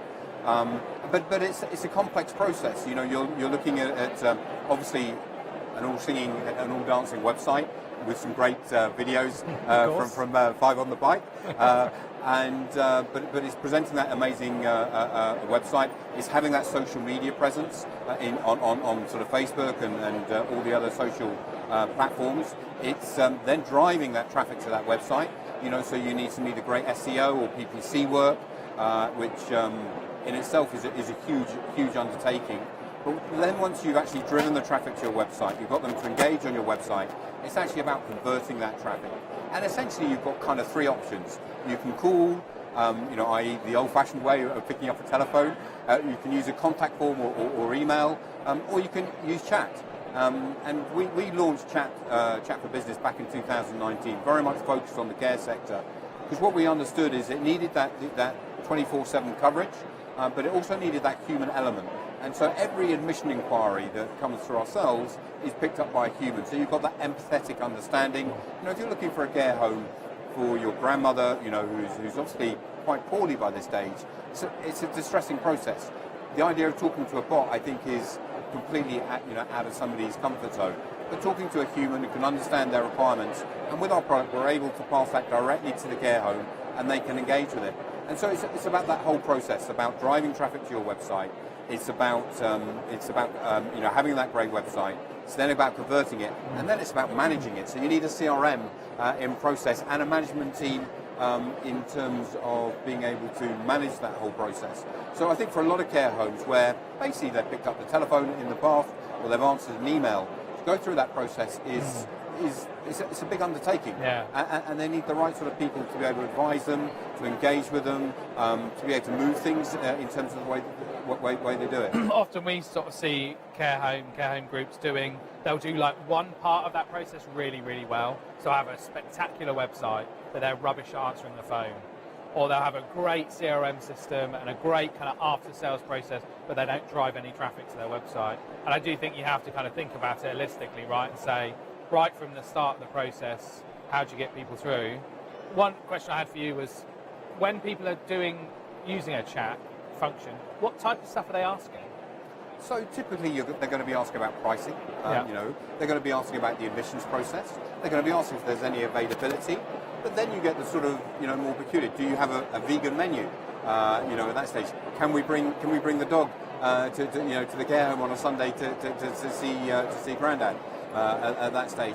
Basically, they want some advice in terms of how that care home operates. It's usually around the admissions process, around pricing and availability, and usually they want to, book a visit at that stage. And I think, a lot of people say to me, "But Marcus, they can just call me. They don't need chat." Well, so typically, our peak time during the day is 11 o'clock, and people are at work. 11 a.m. 11 a.m. Yeah, and people are at work. And they're in an open plan office, and the last thing they want to do is describe one of their loved ones not being so well at that stage. But being able to have a chat on screen is very easy. Quite typically, people will sit down and search for a care home, and therefore launching a chat in their Google search is a digital process, and they're more than happy to do that at that stage. We also see around 40% of inquiries come outside of office hours. You know, and so our chat is live 24/7, 365 days of the year. You know, so you're never going to miss a chat. They're all documented. We have a great process in terms of getting all their contact information, but most importantly, we can then put that directly through to the care home. But also, if it's somebody comes onto a website and they want to supply whatever, or they've got an invoice query, or maybe they want a job at that stage, this is not stuff that you want your team engaged with in real time. So we run that through our bot technology at that stage. Yeah, so it's really cost effective. Still get all the information, but your day doesn't get interrupted. When you get a notification from ourselves, you know it's somebody looking for a care home admission. I've got a great story. We've got a group that we've been working with for a long time, premium care group in the UK, some in the south of England, some in the north of England, and we launched chat with them. And literally on the first day that we launched chat, they got a couple who inquired and were admitted 2 weeks later. And the CEO at that time said, "Mark, this is great. You paid for your product for the next 10 years, literally on day one." And it is that important. You only need one inquiry to convert. And we get a conversion rate depending on that CRM process and the people from their perspective of anywhere up to 25 and 35%. You know, these are really hot inquiries at that stage, and we very much do the training with the team in terms of understanding the empathy, understanding the right sort of questions to ask. And I guess ultimately, if someone is looking around at different care homes and they like to interact with a chat bot, you know, not chat, with a chat function, and you don't have one, and another home does, they've almost, you know, beating you to the prize, I suppose, in a way of looking at it. Because I personally, I don't like doing phone calls because it ties you to that task. Yeah. So I was trying to fix something with my rostering system the other day, and I did it over chat because I can then leave that and go back and do. So if someone says, "Oh, can you sort this out?" I can go. It doesn't tie me to that task, so I can do multiple tasks at the same time, or I can pause that non-urgent task and go back to it later when I need to. And you know, once you're engaged with the right person, you can then focus on that chat. Exactly, yeah. And so whilst you're getting through to the right person, you're not having to focus, you know, on that situation. You just take a multitask. Multitask is a big reason for using chat. But I think, I mean, it's interesting. You know, I have more conversations on WhatsApp, you know, by text message today than I do phone calls with my friends, you know, and I would say I'm more of a pick up the telephone sort of person. But, you know, with WhatsApp, TikTok, Facebook Messenger, all these chat platforms, people are so much more relaxed at chatting because they can multitask, because they can do it in their open plan office. Quite often, actually, we see the person sat next to the person they're inquiring for care for, and they don't necessarily want to verbalise that. It can be quite distressing, especially somebody with dementia or something, in terms of, you know, but they can easily do the chat side of that stage. Yeah. I think chat now accounts for 37% of all interactions. As you say, if you haven't got that on your website, and the other key thing is, I think it was Lottie did some great work in terms of the number of missed phone calls going into care homes, and it's something like sort of 30-35%. It's huge. With chat, you'll never miss. It doesn't matter if it's out of hours or not; it'll get picked up. Yeah, we've literally worked with care home groups and made videos to give to team members to say, please, can you pick up the phone and just take some basic details and be nice to people, because a lot of stuff gets missed, and you might, you know, if you ring it round, you might, that's gone. That could be, because there is, you know, if you only need you don't need a particularly specialist care home, for example, and there's 3 to choose from in your area, I think you're probably more likely to go with the one that holds your hand through the process, like you said, because it is the stressing. I think so. I mean, I feel for the teams within care homes. You know, they're super busy places with the love and care of their residents, and you know, I think we all have great admiration for the work they do. And you know, when they get interrupted by a call, you know, they don't know what it's going to be. With chat, they know it's an admission situation, and they can actually devote their time to it at that stage. And we very much take them through a training process, so they feel quite empowered in terms of how to deal with it at that stage. But I think it's up to all of suppliers to work with those care teams in terms of understanding how they work. You know, we're not prescriptive in terms of how so we've developed this product ourselves, and we very much sit down with those care home providers, understand their requirements, understand their team's capabilities, and we can adjust our product to suit them at that stage. And it's great. I think a lot of people in the digital space are doing that today in terms of, and I also, you know, we talked earlier about, you know, that joined up process. You know, we obviously have an open API, so we have integrations with CRMs, but most CRM providers are great. in terms of, you know, we work really easily with them. They want the information in, right? Because it helps their product be more effective. And ultimately it helps their customer, which is what we're all there to do. You know, that's the key behind the digital process. I've got one big, final, important question for you. Okay, you've got me nervous now, Yours. Alternative milks. Alternative milks. What's your favourite? I'd probably say water, to be honest. Maybe beer. No, I don't really drink. Alternative milks. You can, if you don't like them, you can say. Yeah, no, I'm not a big fan, but I guess at a push, it would probably. Yeah, probably not. No, I don't do alternative milks. I'm a semi-skim type of guy, as you can see. Well, you know, it's. I'm on the chat bot. You're phoning people up. You're drinking regular milk, drinking a bit of oat milk. You know, you're into oat milk, are you? Yeah. Okay. Interesting. So thank you very much for coming.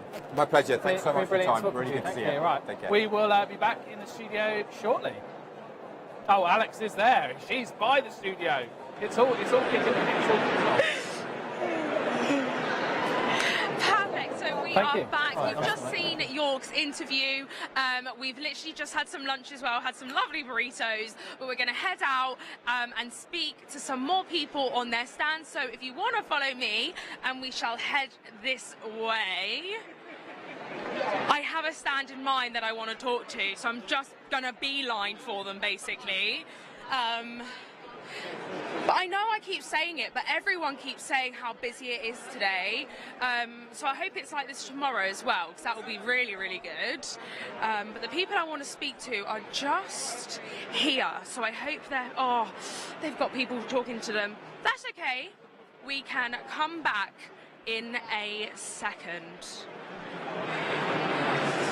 What about these people? Oh, they're the people I want to talk to as well. Oh my, where are you? Everyone I want to talk to is talking to people. It's okay, we'll head over here. I'll head to this lady here. Hi! We're doing a live stream at the moment. I was just wondering if you'd be happy to be on camera, and I'm just going to ask you a quick few questions, if that's all right. I must. Okay, perfect. So, could you tell me a little bit about yourself and what the company does?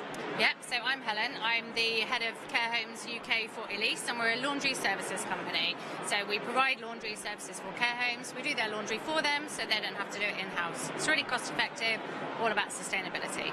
Amazing. So what are you trying to get out of these next 2 days? So we're trying to share the message with care homes, because a lot of care homes do their laundry in-house. Historically, they've always done it in-house. So we're trying to get that message out there that it's an alternative, and it's much more cost-effective and environmentally friendly for them, and also saves them time and money in their care home.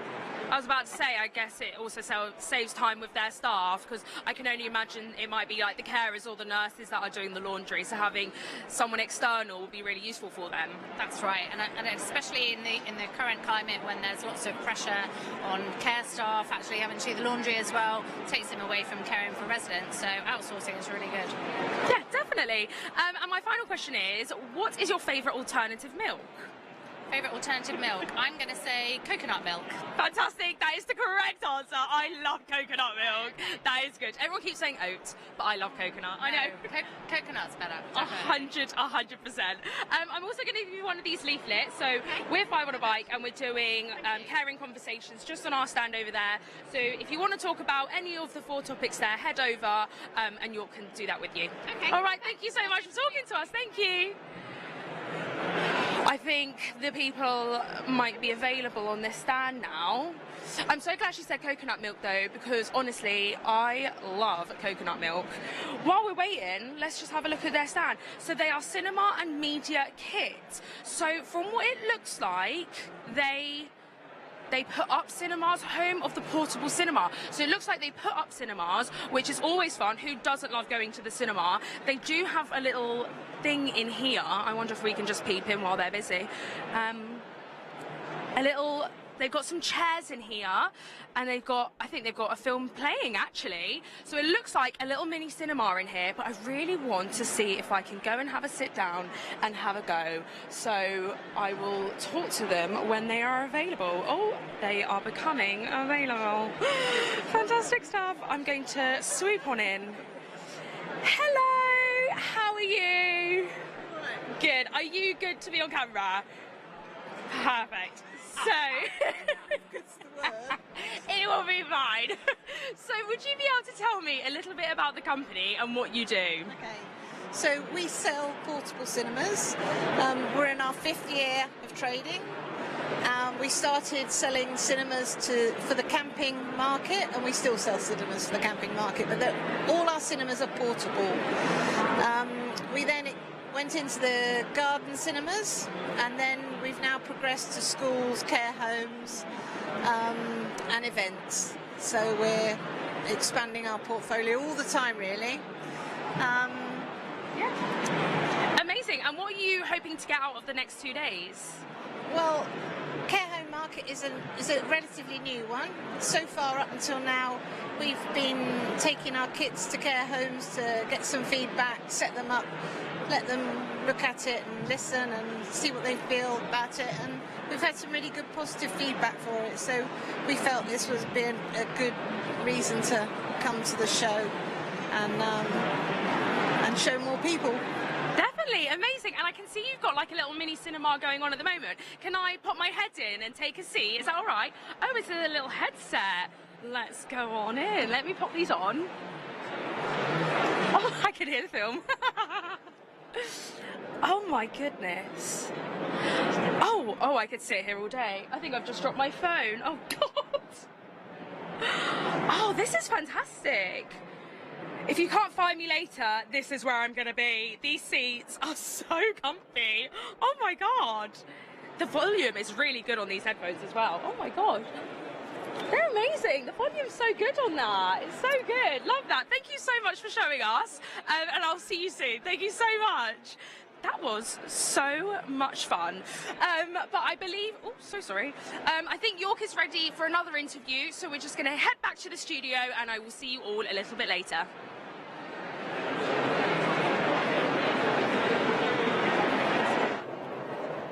Hello, welcome back to the Care and Conversation studio, live from the Care Show. We have Joshua from the Care Workers Charity with us. Thank you. How are you doing? I'm very well, thank you. Nice to be here. Having a good show? Always. Great to be at the show. So many people to talk to. Lovely. Social battery needs recharging halfway through, but yeah, it's brilliant. There is a quiet room.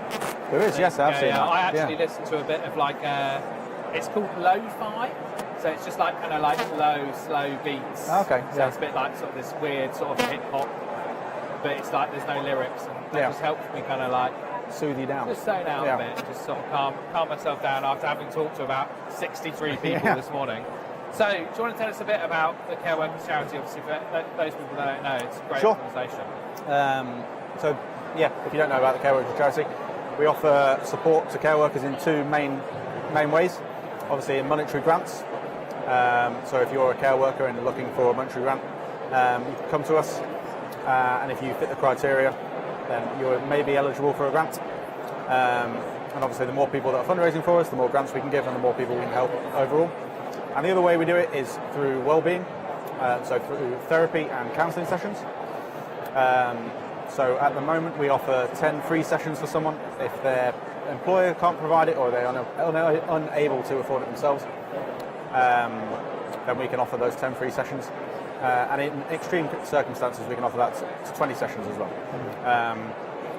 So we cover a wide range of things. So that leads quite nicely into our little topic area then of mental health. So I guess this is a huge part of the kind of modern day employment conditions, and care homes are very stressful places to work.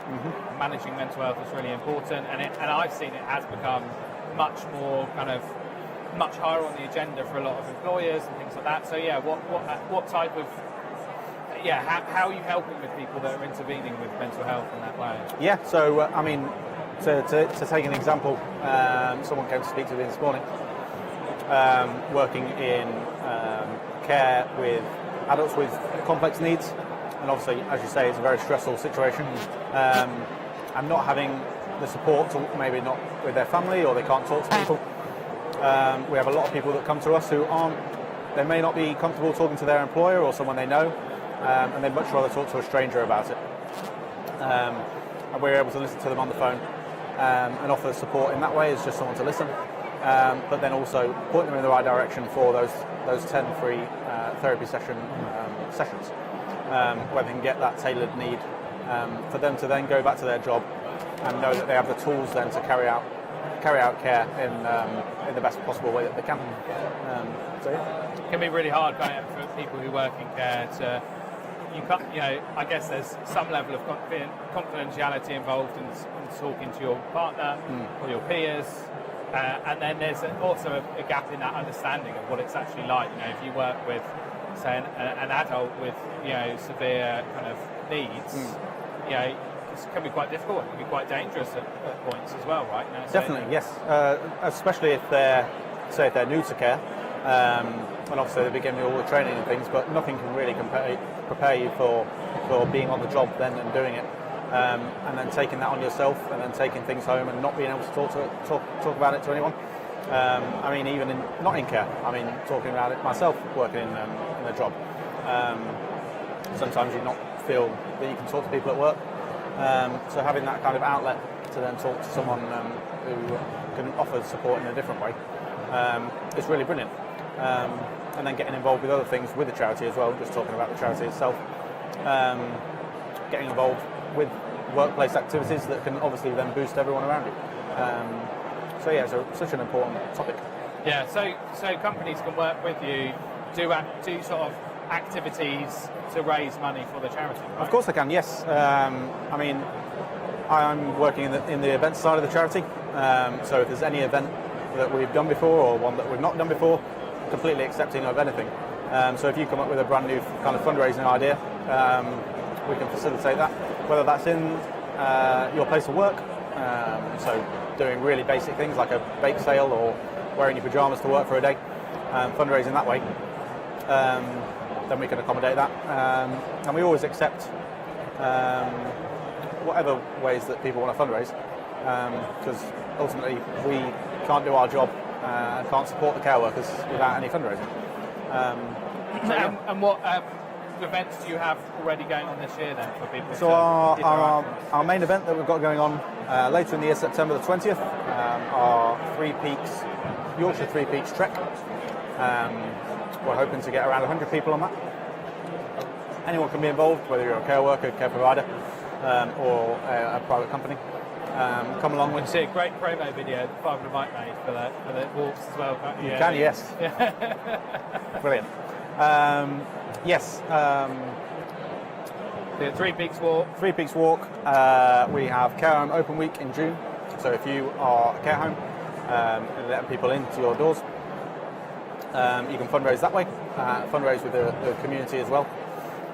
And later in the year as well, in August, we have our gaming month. So if you're a gamer, you can do a 24-hour stream and get involved fundraising that way. So there's a wide variety of different things that you can get involved with for fundraising for the charity. Have you got a top tip that you use to manage your mental health at work?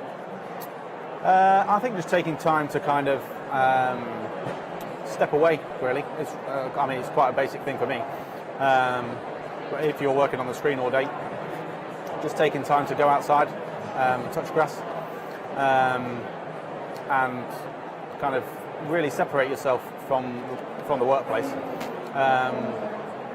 And just really to soothe yourself. Being outside really helps me. I quite like to do kind of for 5 minutes at the end of the day where I've got nothing to do, so I can just sit for a bit and think, have I forgotten about anything? Yeah. Just those last bits where you've had a busy day and just giving yourself that little bit of space before you leave, just to kind of go, okay, that was a good day.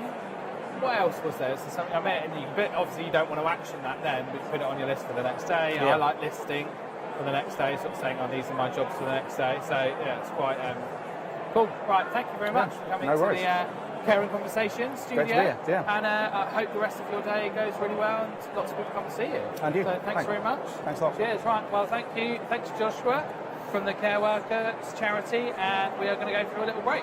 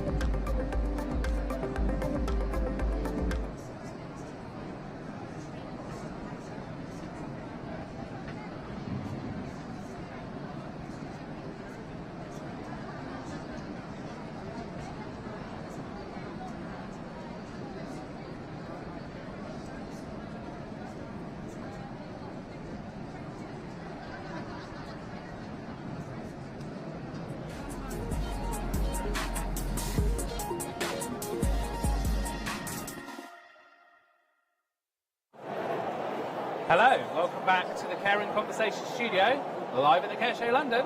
We've got Ben with us today. Good to be back. How are you doing? I'm doing really well, thanks. It's been a good first day so far. Lovely. Do you want to just tell us who you are, what you're doing? Yeah, so I'm Ben Miller. I was registered manager of Castleford Nursing Home, part of Milkwood Care. I'm going to be working for Avery Healthcare from about June time. So exciting things happening. Took the time to come here, got a couple of talks tomorrow, and yeah, just been touring around today, living life, talking to people. It's been a really good experience so far. So we're going to talk about sales and marketing. Yeah. Any particular social media? Yeah, so I'm doing a talk about social media tomorrow, so I thought that'd be a good opportunity to. So what are you talking about? What's the vibe in social media, sales and marketing for? We use Facebook. I'd like to think we were using Facebook before Facebook for social care became too cool or trendy. I know there's a lot more avenues now that people use, like Instagram and TikTok, but we focused a lot on Facebook, and I feel it's been really beneficial to pretty much everything we do: recruitment, retention, bringing in new clients, really important evidence for CQC as well.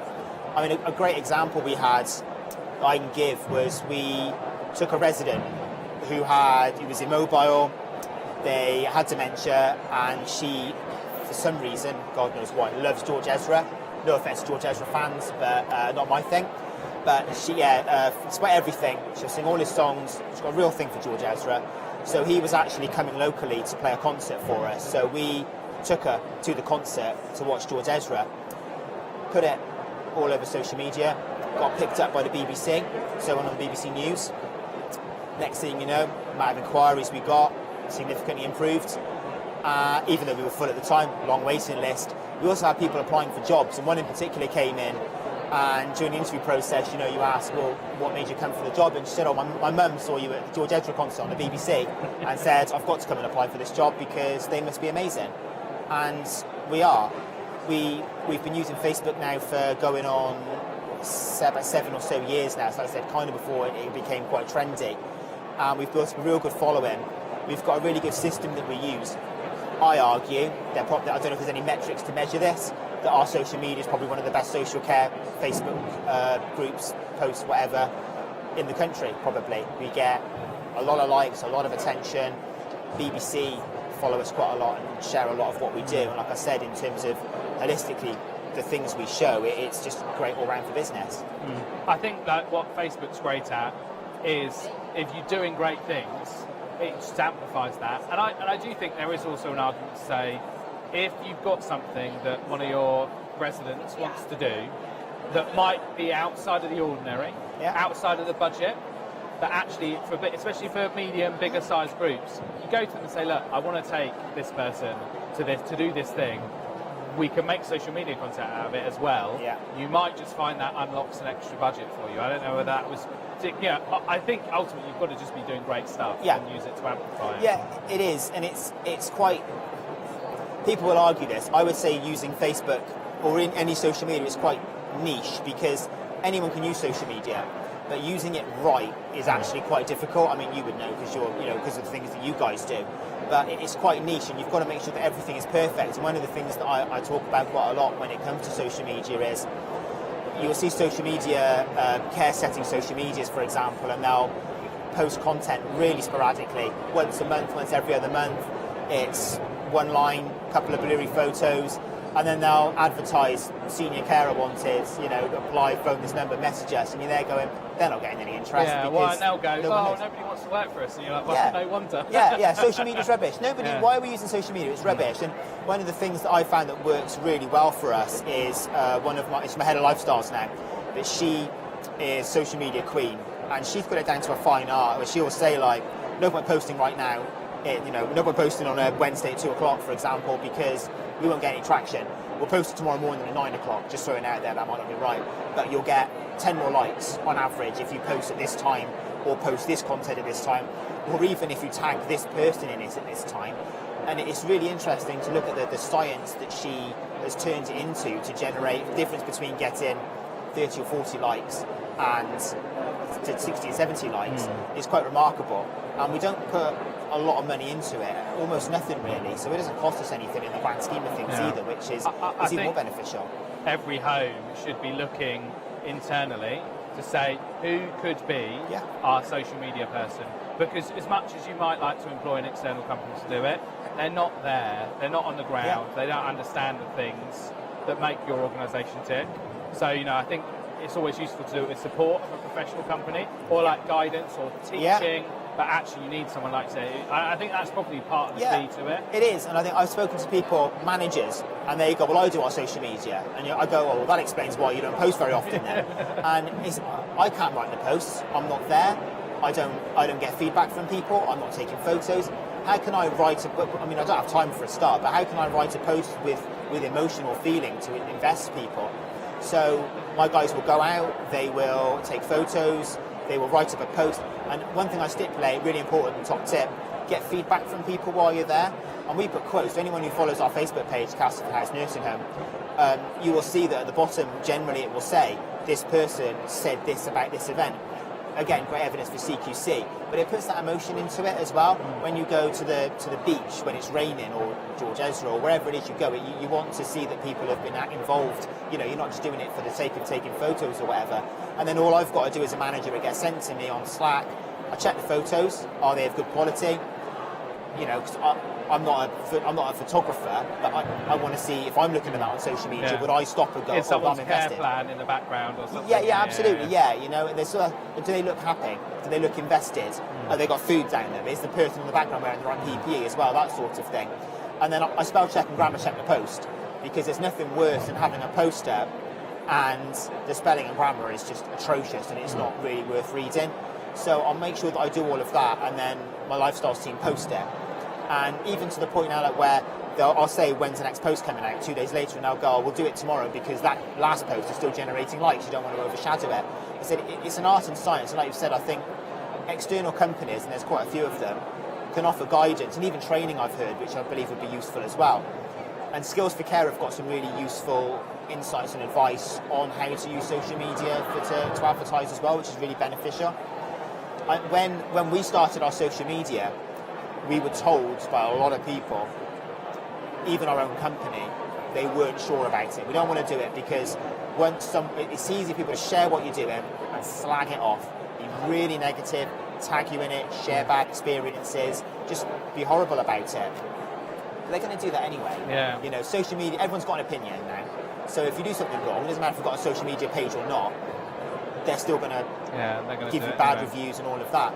So it's better off to demonstrate what you've got. Yeah, I think if off. you recognise the risk and assess for it. You touched a couple of times on using it for evidence for CQC. Yeah. How does that work? So not just CQC actually, but even for when we've gone to awards ceremonies, we've used it as evidence for awards. And basically, when CQC with the new quality statements and the new framework they're doing, they're going to want to see things uploaded to the portal that you provided evidence of these things.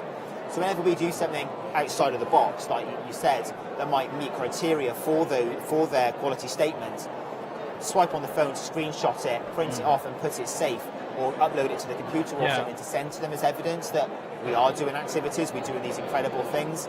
And I haven't used the portal yet because I can't access it, but I'm sure when it is working... Yeah, I heard it wasn't working. Yeah, well, that's a whole other conversation. That's a whole different issue, but once that is up and running, and I'm sure it's got some amazing potential there, these are things that you can send to your inspector and use as evidence that, we're inclusive because, we've got people who are disabled but love George Ezra, so we're taking them to go and see George Ezra, for example. Not a great example, but you know what I mean.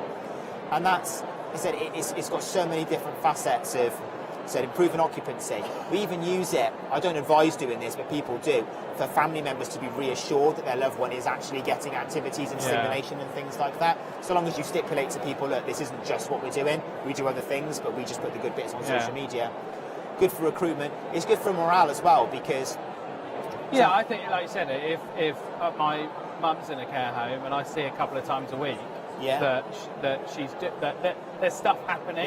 Yes, that isn't everything, but it helps build that perception, that positive perception of a competent, excellent, outstanding home. Yeah, right? it is, and it's really good because, especially if people's families, loved ones live away and they can't visit so often, it's useful. But sometimes people will visit and they'll be like, Mum doesn't seem happy. So it's nice then to show that actually we did a cheese tasting event or something, and Mum loved it and ate loads of cheese and was smiling and happy, and here's the photos to prove it. So it has that benefit, and even boosting morale for the team, for example. I mean, if somebody passes their health and social care qualification, or one thing we did recently, we had people who left, I don't talk about 2021, so about 3 years ago, to do a nursing degree who's just qualified now. And even then we're sharing that they've, this person worked for us, started their nursing degree, now they've qualified, and well done to this person, they've done it as, they're still one of us. I found team posts do really well. Yeah. Because then you're not selling, you're not showing off. Yeah. It's just about It's letting natural. that person. But I have one final very important question. Okay. Alternative milks. What's your favourite? Alternative what? Milks. Milks? Yeah. Oh, wow. No, I'm really old-fashioned. It's got to be semi-skimmed, green top. That's it, nothing else. Nothing else, no? Nothing no else. passes your lips? I'm not a big milk drinker, No. so no, for me it's useful for putting in tea or putting on cereal, and that's it for milk. So yeah. Fair enough. That's a pretty common answer. All right, okay. I'm not surprised. Thank you very much, Ben. That's great. Thanks for coming. Thanks, It's been really Thank good to you. talk to you. Right, we are now going back out to the depth of the care show with Alex. See you, Alex. See you in a second. In 6 seconds. And we are back. I hope you enjoyed York's conversation with Ben. I know it was very, very interesting. But we are back here doing the live stream in front of this incredible care sign, which I think is about 7 foot. So it's a very impressive sign and a good little picture opportunity as well, if you want to come and have a little photo. But we are just going to head round to this stand right here. Hello. How are you? Really well, thanks. Good, thank you. Are you happy to be on camera? Yes, you guys have me more than once before. I saw you look at me and I was like, boom, eye contact, we've got it. Would you be able to just tell me a little bit about Nourish and what you do? Yeah, so I'm Paul, I'm from Nourish. So Nourish Digital Care Planning Solution. Nourish has been around for a long time actually, we've been around since 2014. But Nourish is designed to work in all care settings, in all care environments. We have carefully designed libraries, so we're working in mental health, we're working in learning disability support, we're working in older people's services. The system's really good out of the box, off the shelf, in terms of PRSB nice guideline documentation sets that can be completely configured by our customer base. So it makes it really useful. I've run out of things to say. No, that was perfect. That was perfect. And what are you wanting to get out of these next few days being at the event? Do you know what? These events are as about meeting our existing customers, the people that we know, our friends that have come along, engaging with people that you might not see face to face, but a lot of remote calls these days. So it's a really good chance just to meet people and obviously make new relationships and new friendships too. Amazing. And I do have one final question, which is less about business, but what is your favourite alternative milk? That's got to be oat, right? Okay. It's the only alternative milk. Sure. I mean, I'm more of a coconut person, but I could deal with oat, it's fine. And also to let you know, on our stand, we are having caring conversations. So York is talking to anybody who would like to either talk about CQC, mental health, lifestyle and activities, and marketing and sales.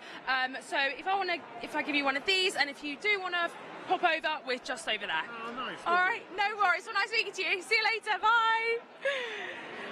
It's honestly like you find eye contact, beeline. I've got you.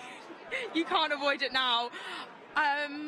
Just going to head down here as well. There's a stand that I really want to speak to. Sakara actually pointed them out. They've got like an old school computer, which looks really, really cool. So I want to go and have a look at that. So I hope they're not talking to anyone because they were earlier.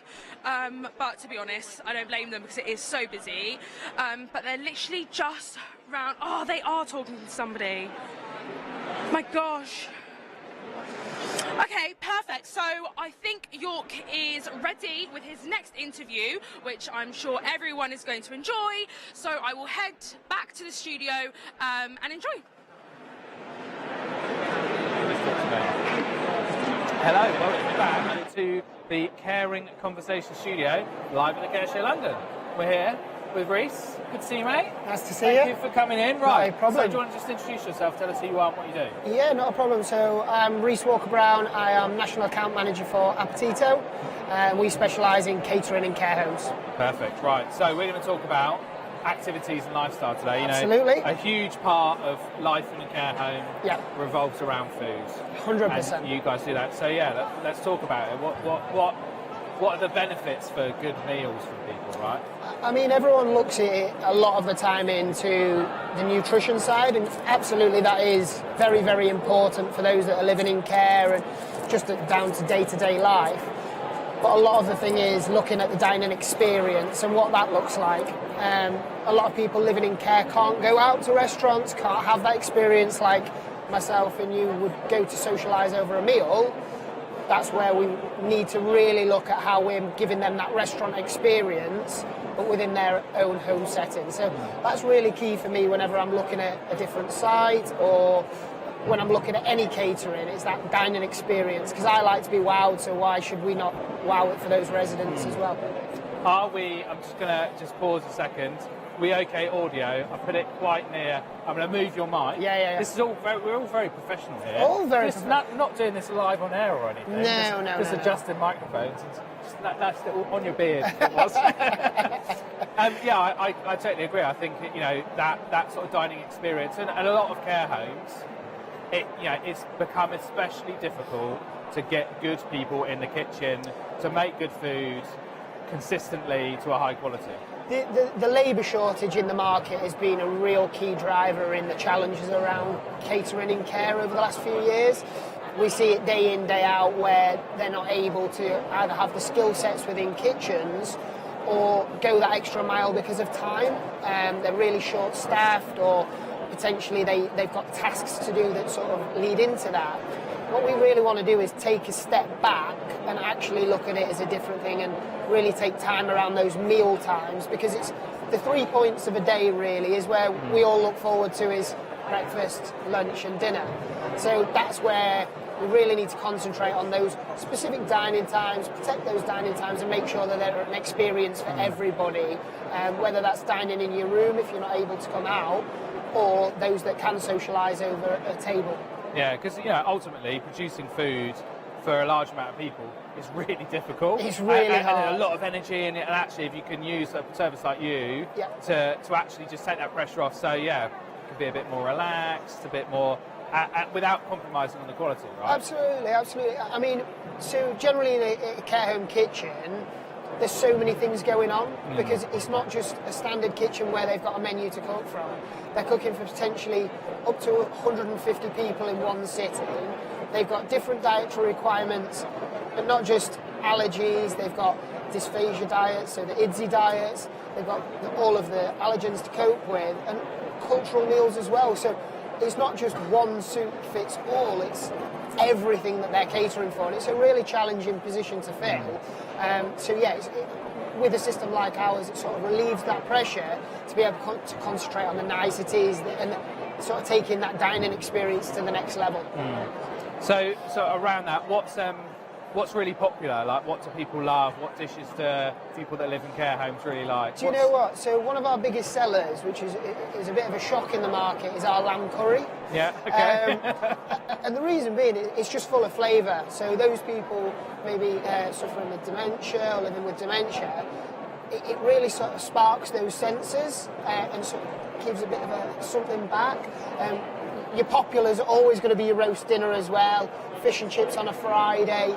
I'd say the lamb curry is definitely the biggest seller for us. Have you got any tips for kind of people that are working with residents to kind of help them engage with food? Like, I always remember hearing an idea about using like shots of smoothies to get people's kind of taste buds going. So a great piece of advice that I heard once was actually when we're sitting down at meal times is some residents are over-faced by the main meal first and would actually get more benefit from having a dessert and trying the dessert first. And once they've started that eating process, they're then hungry to then go on to have a main, which is, I know it sounds really different for us. My 6-year-old would absolutely well, there you go.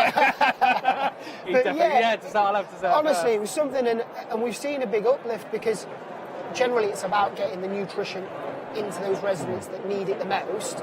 But that's a real key way to just try and uplift that, is just trying something different and speak to the resident, have a conversation. Don't just, because they're not eating that meal, don't base it on the fact they're just not hungry. With your system, can you be a bit more flexible at meal times? Because you Absolutely. can, I guess, if you've got a range of dishes that you're choosing from, you can prep them all from, if this person wants a curry, but that person wants this, you can Of course. So what we don't want to do is create a model where it's just fixed and there's no flexibility around it. Our model is as flexible as a standard fresh cooked kitchen. There's just different ways of doing it and different preparation ways.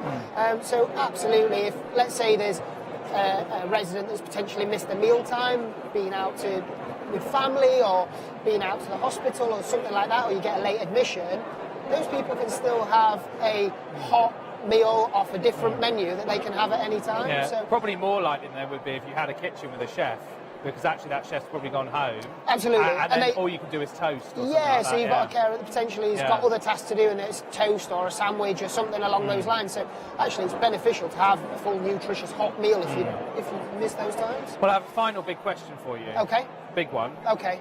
Best alternative milk for you? I'm going to go oat milk. Oat milk, okay. Yeah. Not a fan though, you're...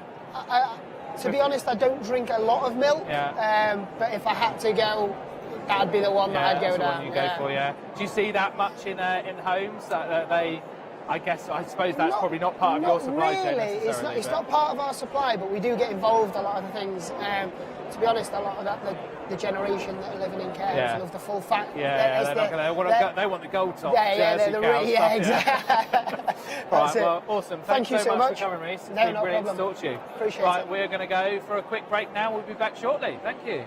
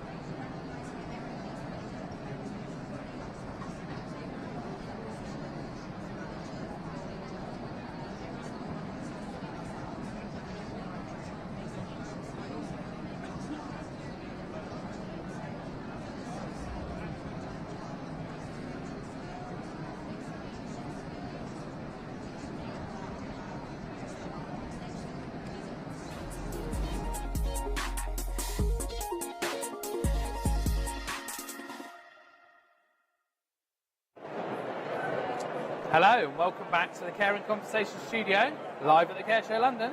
I'm here with Lucy from Birdie. Hello. How are you doing? Great, how are you doing? I'm okay. Quite deep into the day. Had many conversations. Yeah. So I think I'm okay. I think I'm actually okay. You're doing all right. I think I'm doing all right. You're doing better than me then. Yeah, okay, well, yeah. let's give it a go and see what We happens. can do this. See what We can happens. do Right, this. do you want to tell us who you are and what you do?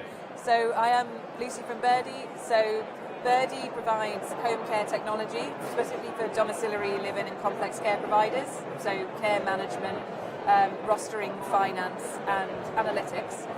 But as a part of Birdie, I've been very lucky to create Flock.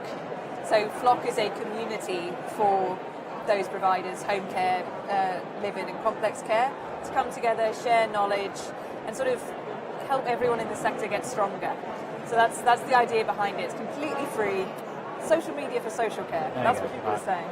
Perfect. So we're going to talk about sales and marketing today. Obviously, sales and marketing in the care sector is slightly different to general sales and marketing, but actually maybe not that different. What's working in your world? What are you doing? What are you working on? What are good tips for people in sales and marketing at the moment? So I think it's very interesting that you say it's different to what we do elsewhere in other industries. You might have just hit the nail on the head. I don't think it should be. So for a very long time in social care, the marketing has been, I don't want to use the word old-fashioned, but has been a little bit afraid to kind of come across as showy or come across as kind of quirky or funny or a little bit different.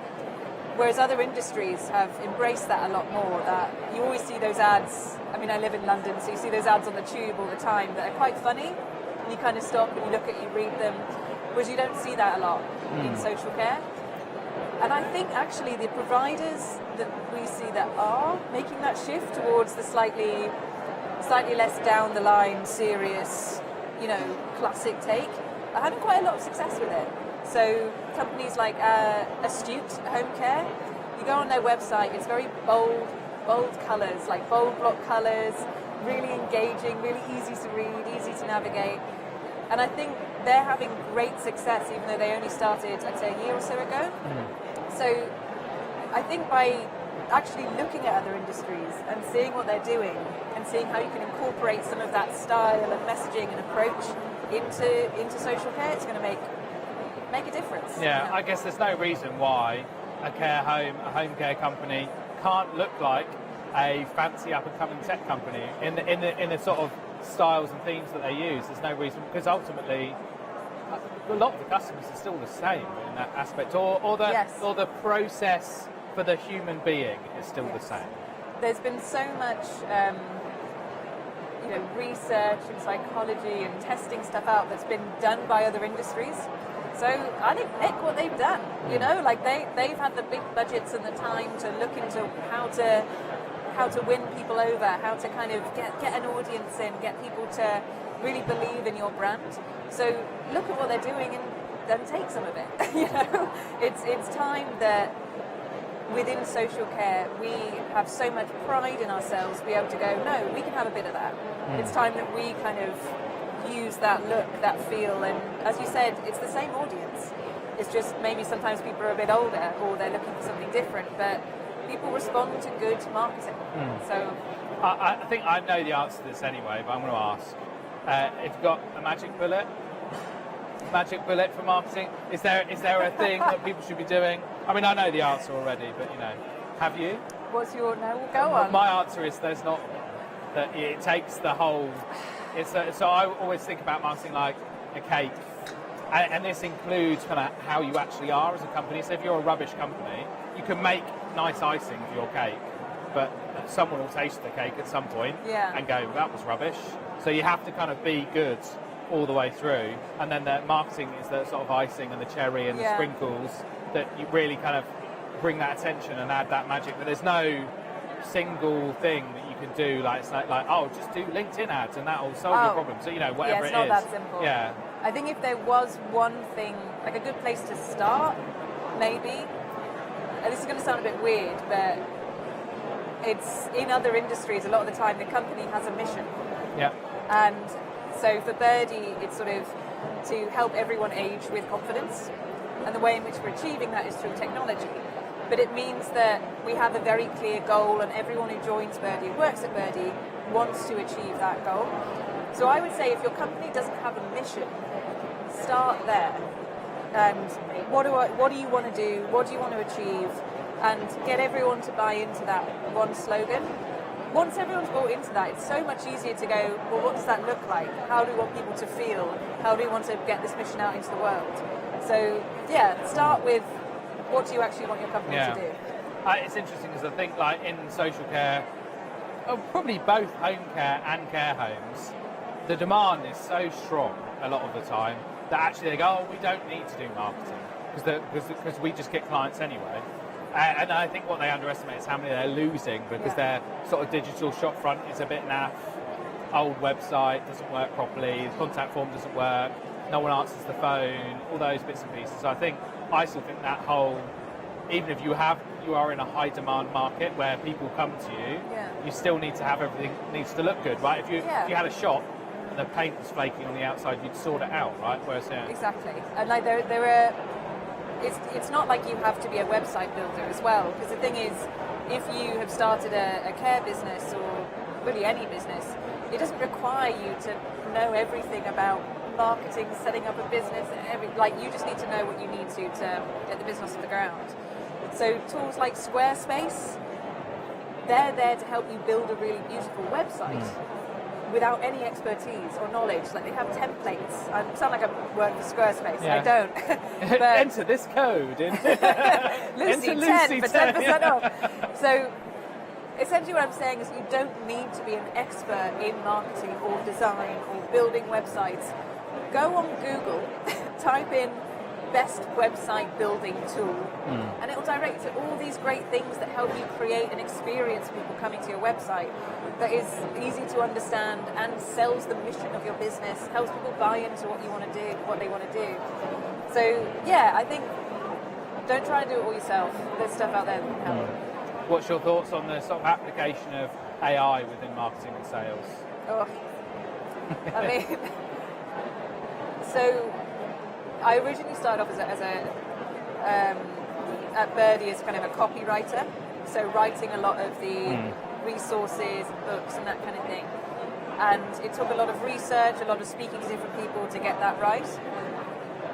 Obviously, when AI has come along, the idea is like, oh, that'll just type it into that and it'll come up with it for you. I think AI, from a marketing perspective, is very useful for bouncing ideas off it. So being, what do you think about this, or how can I position this? That I wouldn't use it to write your website just yet, because I think it does still sound a little bit robotic. Use it as the initial draft, but don't put stock in it just yet for marketing. Yeah, I quite like it for sort of helping with idea generation. It's quite good at titles of things, I think. It can give just perspective you might never have thought of, in the way it can kind of sort of mix up the words. It's just, I think of it a little bit like a very junior intern who has some ideas but maybe doesn't have the full experience of how to put them across.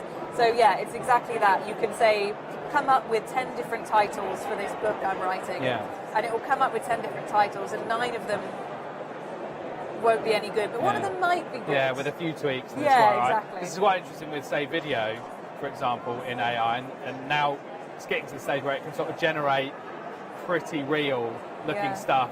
People have asked me about this. I thought, well, if a care home gets caught using fake video in their marketing, it's really quite a high reputational risk, I think. If you get caught using AI, let's say caught, but like, if a human is reading your content thinking that was written by a human being, because they would be assuming that, right? Well, and then they realise, I think it's a real risk there that you sort of undo. Almost especially in this industry. Yeah. Because it's so dependent on people and real people, and that won't change. Like, social care is one of the few industries which is actually to do with life, like the full spectrum of life, and to hand that off to robots in any way, whether that is, generating video or writing your marketing copy or that kind of thing, it has to be done very carefully. because removing the real person element from it just ain't social care. Yeah. You know, so yeah, I completely agree. I've got one final really important question for you. Alternative milks. What is your favourite? Well, how do you rank them? Do you list them? Do you use them? I do use them. I'm an alternative milker. Who isn't? So I'm going to put oat at the top. Okay. But I'm also one of those organic idiots. So there's this brand called Plenish. Plenish, yeah. Plenish. Great stuff. It's just oats, water. I mean, lovely. the only problem is it's about £4,000 a carton, which I get one of them a struggle month, with. Yeah. And I eke it out So over those supposedly, one can make their own oats milk, but I don't. I think I've got time for oats, that. I don't, water, yeah, a bit of salt. and time. Yeah, and time. And a willingness to maybe get food poisoning. Yeah. That's the key. Yeah. Any other ones you like? So oats at the top of the list. Is there any you'd go for? Used to be an almond gal, but I think that it's lost its touch. Soy's never appealed. I remember soy used to be kind of dominate the market, and now like soy is like the rubbish one. Soy's out, and they haven't innovated. And oat was rubbish, and they've got it right. Although there is a lot of sugar in it. Yeah, branding. Yeah. Oat milk. If oat milk can get their branding right. Yeah. Anyone can. Any can. Well, thank you very much for coming to see us, Lucy. It's been a pleasure. Nice to see you again. Right, we are going for a short break now. We'll be back shortly. Shortly from a short break. Yeah. Cool.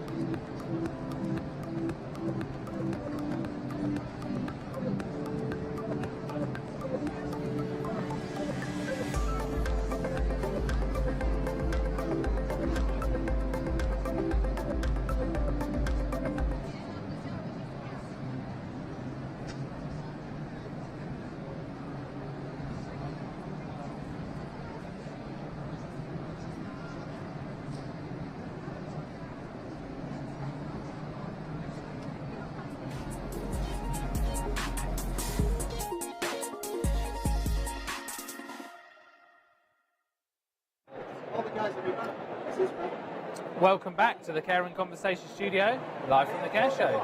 I'm here with another person coming to our studio. Can you tell us who you are and what you do? Yes, my name is Wesley. I am a marketing officer and I'm also on a digital marketing apprentice. So yeah.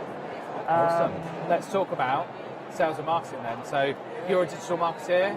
What's big? What's interesting in digital marketing at the moment? I would say what is big is dark social. So dark social is basically what goes on that isn't directly in front of your face. So like on your social medias, your Instagrams, your LinkedIn's, you can see, the posts and such, and those garner responses and engagement. But there's also another side to that, the flip side, which is, your one-to-one connections, your chats that you have with employers or employees that go on behind the scenes that also contribute to additional engagement that you can't track traditionally to find out where it originated from. So an example of that might be like a WhatsApp group. Yes. That maybe you don't either have control of or know about, but your brand, your company. So say my brand or company, so the company I work for and represent, they provide apprenticeship services and upskilling for current and new workforces. Say if there was a link for that organisation, the organisation I work for, in that WhatsApp group, then that would be a form of dark social, because it's bringing the people that are on that group chat towards the website or the LinkedIn post for them to like or share, but it's not so obvious the trail to where they found it. I think maybe dark social needs a bit of a rebrand, because it sounds... I know, it sounds ominous. I think actually a lot of it is bad, right? Because there is a big problem in lots of places where there's like huge WhatsApp groups that like share negative information or start fires over issues and things like that. So there is quite a bit of that, but I guess in the social care sector, like there is quite a few big WhatsApp groups with different people in them that talk about different things, that share information that if you're not in the group, it's just not privy to. Yeah. So I think it's weird. So is there a way you can, as a company, like, what can you do about it? Do you just have to kind of accept it exists? Somewhat yes, somewhat no, because you would be breaking a lot of data protection rules if you were to, say, eavesdrop or snoop into someone's one-to-one connection. Yeah. Like, if me and you made a chat, you can have someone else come in and look, because that would be a breach on our privacy. So you have to take it with a grain of salt. But there are ways to kind of close that circle down. Like there's certain softwares that can do that for you, but it's not as finite as most would want it to. I guess it's like old school word of mouth, right? Like you're not necessarily privy to what's happened in that conversation, but you know that your customers, your suppliers, your team advocate for you in one-to-one situations, and I suppose that's a similar thing. So actually, for all of it's like that's new and trending digital, actually it's quite old school in its function, right? Yeah, I suppose so. Yeah, it's really interesting to see that kind of almost go full circle, right? Yeah. Like almost go full circle in that thing. Anything else that sticks out to you in marketing? I'd like to talk about maybe like apprenticeships. Yeah, cool. I don't know if they get enough, visual as they should. Like I said previously, I'm a digital marketing apprentice and have been now at the organisation I work for is called E-Train. So I've been there now for a year and I've loved it. It's been quite fulfilling, learning new skills, talking to people, learning how to do tasks and such. It's been really, really great, because typically what your parents tell you is that uni is the way to go and so forth, and if you don't go uni then you're not really progressing career-wise, but I would like to differ and say that you can also find other avenues such as apprenticeships. Is it the apprenticeship you're doing, is it sort of a traditional apprenticeship, or is it one of these new degree apprenticeships that are coming out? I'd say tradition. How do you mean tradition? Well, I guess. Well, you know, I'm in my late 30s. I see. So an apprenticeship. I wouldn't have guessed. Yeah, I would not have okay, guessed. thank you. Apprenticeship when I was 16, 17, 18 was like you go and learn to be a car mechanic. I see. Or a chef. Yeah. Something like that, right? Like a trade based. And now, like newer ones are more digital. But there is one of the team that works for another company I'm involved in is going to work for a big food company doing a degree apprenticeship. So Right. it's like you're doing a degree. But it's in the format of an apprenticeship, so it's like you're paid to be there and get your degree at the same time. Oh, I see. Yeah. So and I guess you're doing an apprenticeship, which is like you don't get a degree at the end of it, but you get the year. In my case specifically, I'd get certifications that shows like my level of competence in digital marketing, and as well as that, I'd also get paid a decent salary. I think it's just above the national minimum. I'm not sure for my age. But do check that. But yeah. And so, how do you think the care sector can make better use of apprenticeships? I think they should just, like how I'm being, just being a bit more verbal with them and a bit more visual with them, I'd say, for better words. Like just having them more at the forefront. Yeah. Because I don't think they get enough,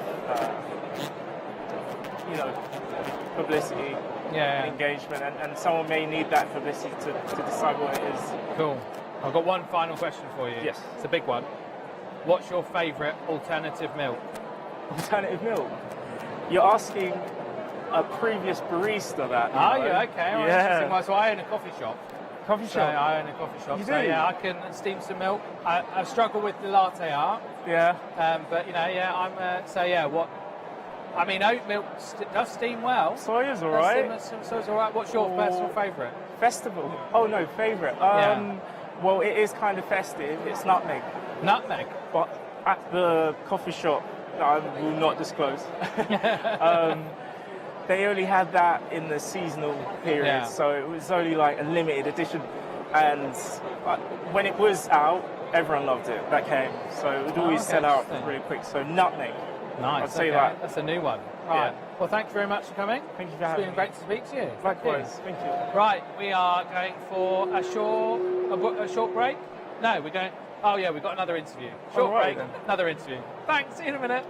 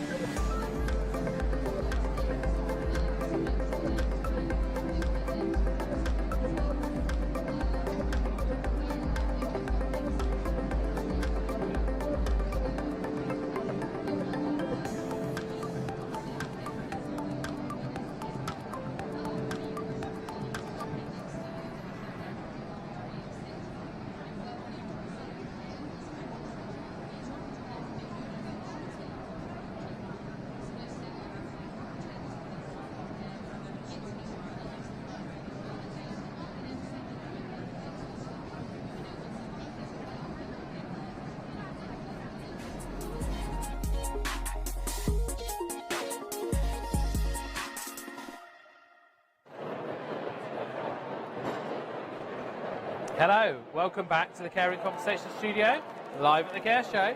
Right, we're here with Russell. Hi, Russell. Hello, how are you doing? I'm good, thanks. How are you? Very good, thank you. Good, busy day? Yeah, it's been incredibly well attended, this event, much more than I was expecting it to be, which I don't know whether I was being a bit conservative in my expectations, but no, it's been extremely well attended, which has been great. Real good buzz about the place and a lot going on. I don't know if you've had a chance to go out and see some of the seminars that have been going on, but been overflowing. There's not been enough seating capacity. I've walked past a couple and they've been really overfilled, which is brilliant. Do you want to tell us a little bit about who you are and what you do? Yeah, sure. So my name is Russell Peller. I'm an interiors consultant and the founder of Interiors by Amara Hammond, and we specialise in interior refurbishments of care homes. We do new builds as well, but refurbishments is our speciality, a bigger challenge, and we cover care homes throughout the whole of the UK. And we're going to talk about today about kind of using that for sales and marketing, or your kind of thoughts on sales and marketing, right? So, see, a big part of when you refurb a building is the aesthetic, right? As well as making it comfortable for your residents. You're trying to up the look, up the value, up the quality of your home. So, do you want to talk a bit about that? Yeah, no, it's good. It's there's quite a drive at the moment for care homes to attract self-funders, and it's kind of considered to be the sort of utopia, the new way forward for care homes is to make money, be more profitable, is to attract self-funders. And there's been a couple of conversations happening here today about it. And I was at one just earlier over at the Business Theatre, and the main focus on that was how to sell and how to attract interest. But the context in which they were talking was as if the interiors of the home was already amazing. And in reality, that's not the case. There's a lot of care homes which are still, they're trying as best they can with the budgets they've got, but the interiors are not really in a position that's going to wow a self-funder that's got money to spend. And that's, I think, it's really a fundamental. If you want to get on the self-funding ladder, you've got to have the right environment to impress them. Yeah, I'd say, when it comes to sales and marketing, you've got to have it's a cake. You've got to have good ingredients in the cake, i.e. your place has got to actually be good and look good and be a nice place to be.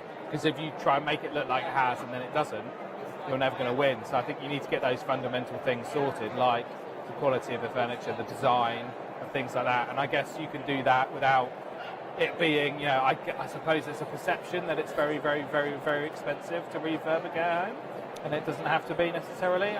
It doesn't have to be. It does require investment, and if you're going to make that investment in the first place, it's worth doing it properly. And there's a lot of options available, which I term as one size fits all. Buy a wing chair, buy 10 of them, all in red, and put them in your lounge. Yeah, it's new, but has it made a big difference to the environment of your care home and how nice it looks? Probably not, in reality. So it's about having a bit more of a design-led approach, which allows you to consider, what do we actually need to do to transform this space and allow it to be really effective in attracting the right clients into my care home. And how would you sort of suggest to articulate that, like if you've updated someone's home, how would you suggest they then use that in their marketing? Yeah, so that's a good point. It's something we actually discussed. We had a discussion about at the last care show in Birmingham. But it's about being visual. I think we actually talked about this before, but don't use stock images on your website. Use the imagery of your care home. And I've actually, some of the projects we do, we actually take photography as a sort of bit of a freebie at the end, professional photography, give it to the customer, and we use it for our marketing purposes. We say, you're allowed to use it for yours. And the amount of times we do that, and I don't see it being publicised, I don't see it out there. You've got carehome.co.uk website as well as your own website. You can do a brochure. There's local news outlets you can get it out there on, LinkedIn. social media. So there's so many different ways in which you can help to articulate what you've done in your care home. What's the top tip when it comes to refurbishing or buying furniture? Yeah, what's trendy, what's good, what's interesting, what's great value? What have you got a tip for us? Yeah, that's a good question. I'm probably not going to give you a straight answer on that. The reason being just buy 10 red wingback chairs, right? No? Oh, please, no. The key thing is, from our perspective, is that every care home is different. So it really needs to be a really question of what that care home wants to be. I guess even down to the room as well. I saw a video you shared on social media a little while ago where you were walking through a building and the room A has a different size window, different light source position to room B, to room C, and actually it takes you just applying the same stuff to each space, especially if it's not uniform, because I think you use light and stuff like that, don't you? Because that's an important part of it. I suppose what's coming out of this in terms of a top tip is know what you want to be before you make that investment, and then make sure that you design and have a strategy to undertake that refurbishment in a way that aligns with those values of what you want to be, who you want to attract. And it could be, in a lot of cases, we're not necessarily working with purpose-built care homes. We're working with care homes that are in old properties that have been converted years ago. And some people view that negatively and say, oh, it's a problem, that, because it's not purpose-built, it hasn't got purpose-built facilities, it's an old building, it requires maintenance. But I always try to flip that on its head and say, actually, it's unique. You can't get that in purpose-built. It's a unique building, but people think, oh, I actually like that. I could call that home. It's got its own space, its own unique look and feel to it, and that's where I want to be. So if you spend cleverly on those type of buildings, a lot of them have their own natural character, which in itself is amazing and is just not being allowed to speak.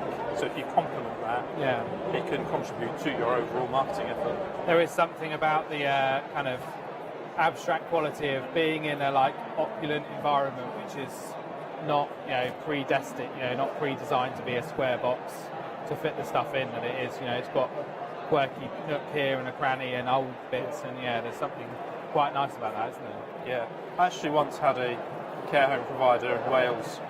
They had an old building care home, and then they also built a purpose-built care home. And then a few years down the line, I was talking to the director, and they said that in terms of the behaviour, if you like, of the clients and how they were feeling, the ones in the older building were a lot more settled than the ones in the purpose-built care home. And there's obviously care aspects to that as well, but she felt that from an interiors perspective, the environment, the type of building they were in, the older building just offered a cosy kind of round the fire vibe, higher ceilings, nice big windows, and there was just something about it that just felt homely, whereas the purpose-built can be quite kind of repeat. Well, yeah, sort of they're meant to be, designed like that, aren't they? But I've got one final question for you. It's a big one. All right. Big, important question. What's your favourite alternative milk? Favourite alternative milk? I think I'd go with almond. Almond milk, okay. Interesting choice. The wrong answer as far as I'm concerned, but it's your opinion. I go oat milk's my favourite. Yeah, I know oat is a popular one, but depends what you're having it with. If you're having it with something. Well, I oat in my coffee if it's available. I'm not precious about it, but and then on my probably soy on my cereal actually. That's what I have. That's what's in the bit. Soy in tea as well. I think I have. I'm not averse to a bit of moo juice. I'd say barista almond milk. Yeah. With porridge. With porridge. Oh, okay. Yeah. Nice little. There's a little new one flavour. for you. Right. Well, thank you very much for coming and answering that important question. We are now going to go back out to Alex, who is, I think, drinking some beer somewhere. Day it's been. We've Back had to Alex. so many interviews with York. It has been absolutely absolutely packed, but we're about to head down and go to Care Forum and just have a quick chat with them. Hello, how are you? Good. So could I ask, what do you do, and just tell me a little bit about yourselves? Sure. So we are Forum Events. We've been running the Care Forum for about 25 years now. So we're another event in the industry, different to the Care Show. We're more of a targeted meet the buyer, one-to-one kind of meetings. We almost describe it as corporate speed dating. Amazing. So what do you want to get out of the event here for the next 2 days? Well, this event is great. You know, we like speaking to the suppliers on board. We like speaking to the delegates. It's kind of networking, really, getting it out there, getting our event out there, and just having a good time, really. Amazing. I definitely think it's the place to do that because there's so many people here. So it is a really good networking opportunity, I think, this event. Yeah, for sure. No, for sure, I agree. Perfect. And I can see you've got a game. Please may I take part and get involved? So I'm guessing I just have to hit the ball. Just hit the ball, yeah. It's more of Sure. a push. Okay. Oh, God. Oh, that's a shame. I didn't get it. So, can you tell me why you're doing the game? Why we're doing the golf? Just for fun. Just for fun, really, just to drive people to come talk to us, to be honest. Fair enough. Oh, and what is the competition with the golf? What do people get? So basically, over the course of the 2 days, you get 5 shots. If you get the highest score, you win a £50 voucher of your choice. Amazing, nice. Well, unfortunately, I won't get that because I didn't get anything, so I will put that down. I knew I wouldn't get anything, so I'm not very good at golf. But at least I tried. Yeah, at least you give it a go. Exactly. Let me give you one of our leaflets as well. I don't know if you've seen, we're doing caring conversations on our stand. So we're having, well, York is having a chat with people about all of those 4 topics. So if any of you are up for it or free at any moment today or tomorrow, head on over and York can have a chat with you. Definitely, I'll pop down tomorrow and I'll come see you guys. Amazing, nice, thank you so much. Thank you, nice to meet you, bye. I knew I was going to be bad. I'm horrific at golf. Do you know what it is? I think it's the hand-eye coordination. I lack it quite a lot. So I'm not very good. But we're just going to head over to the birdie stand because I hear they have beverages. So we're going to go and see if they've got any. Do you know what I fancy? It's a lovely orange juice, to be quite frank. I'm quite thirsty and I'm on the hunt for sweets. Everyone has chocolate, but I don't eat chocolate, you see. So I'm on the hunt for sweeties. So please, if anyone has any sweeties, please may I have one. Oh, there are drinks around here. Let's go around here. Hiya. I'm just beelining for the drinks. Oh, they're all alcoholic. I don't feel like it's appropriate to drink an alcoholic drink at work. Oh, is that popcorn? Oh my God. Can I ask if I want popcorn? I'm going to ask. Oh, they're all busy. Oh, they're all doing their job and talking to people. I'll come back to them. Let's head down here. Oh, let's go here. Joy's on the phone. I was going to talk to him, but he's on the phone. Oh, look, another camera crew. Who are you? Oh, I like that little mic. That was a fun little boom mic. Home Care Association. Hello. Let's find someone I can talk to. Hello. No, don't worry then. Don't give me eye contact if you don't want to talk to me, because I will beeline and I will talk to you. Let's talk to these people. Workforce. Where are they? I have someone in mind I'd like to talk to. I just need to go and find them. Oh, they're at the front, I think, aren't they? Let me head on round here. God, I was saying earlier, I should have put my Apple Watch on. Oh yeah, there's our studio. I think it's such a nice studio that we have this time as well, with the border around explaining who we are. So yeah, do come to our studio, and if you have any spare time, obviously talk to York. I'm out of breath. Pardon? I know, I'm trying to find someone and I can't. Oh my gosh. I have absolutely no idea where I'm going. Ah!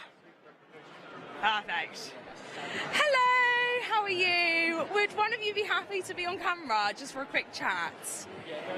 Perfect, lovely. So can you just tell me a bit about the company and what you guys do? Sure, yeah, we're workforce.com and we're a rostering tool and time and attendance tool to help manage employees for care homes and other care companies. Amazing, so what are you trying to get out of these 2 days being at the event? Sure, so we're trying to network with other companies because we integrate with other companies like Nourish and other platforms, and then meet care homes and other care providers, and hopefully we can help them. Amazing, and I do have an important question. What is your favourite alternative milk? Alternative milk? Yeah. Almonds. Okay, fair. Okay, somebody's got to like it, so fair, yeah. Not my choice, I like coconut, but sure. I love coconut milk, I love it. But I like Bounty and all things like that, which I know is a bit controversial, so... I'm cow's milk through and through, really. See, this is the issue we're having. A lot of people do just drink cow's milk. Yeah, but if there's no cow's milk, I'll have almond. Lovely. Thank you so much for sharing. Thank you, and see you later. I think that is the thing. I don't think I realised how many people drank cow's milk. I honestly thought most of the population drank alternative milk nowadays, but apparently not. But I think we're going to head back to the studio. I think York will have another interview lined up in a moment, so I think they're going to get ready for that. So I will see you soon for more chats.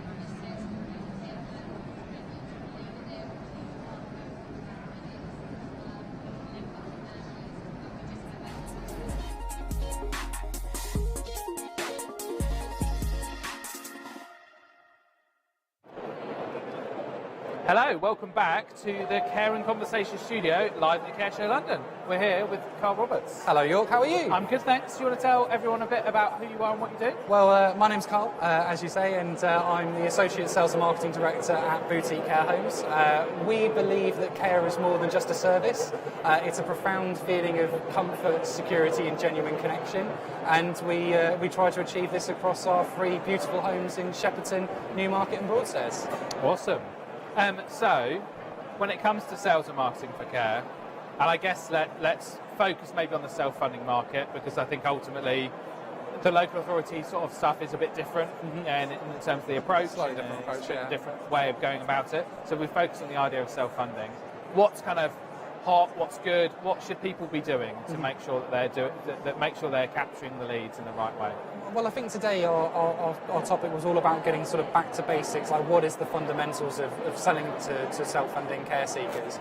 And it's about ensuring, in the first instance, that we're capturing those inquiries effectively early on.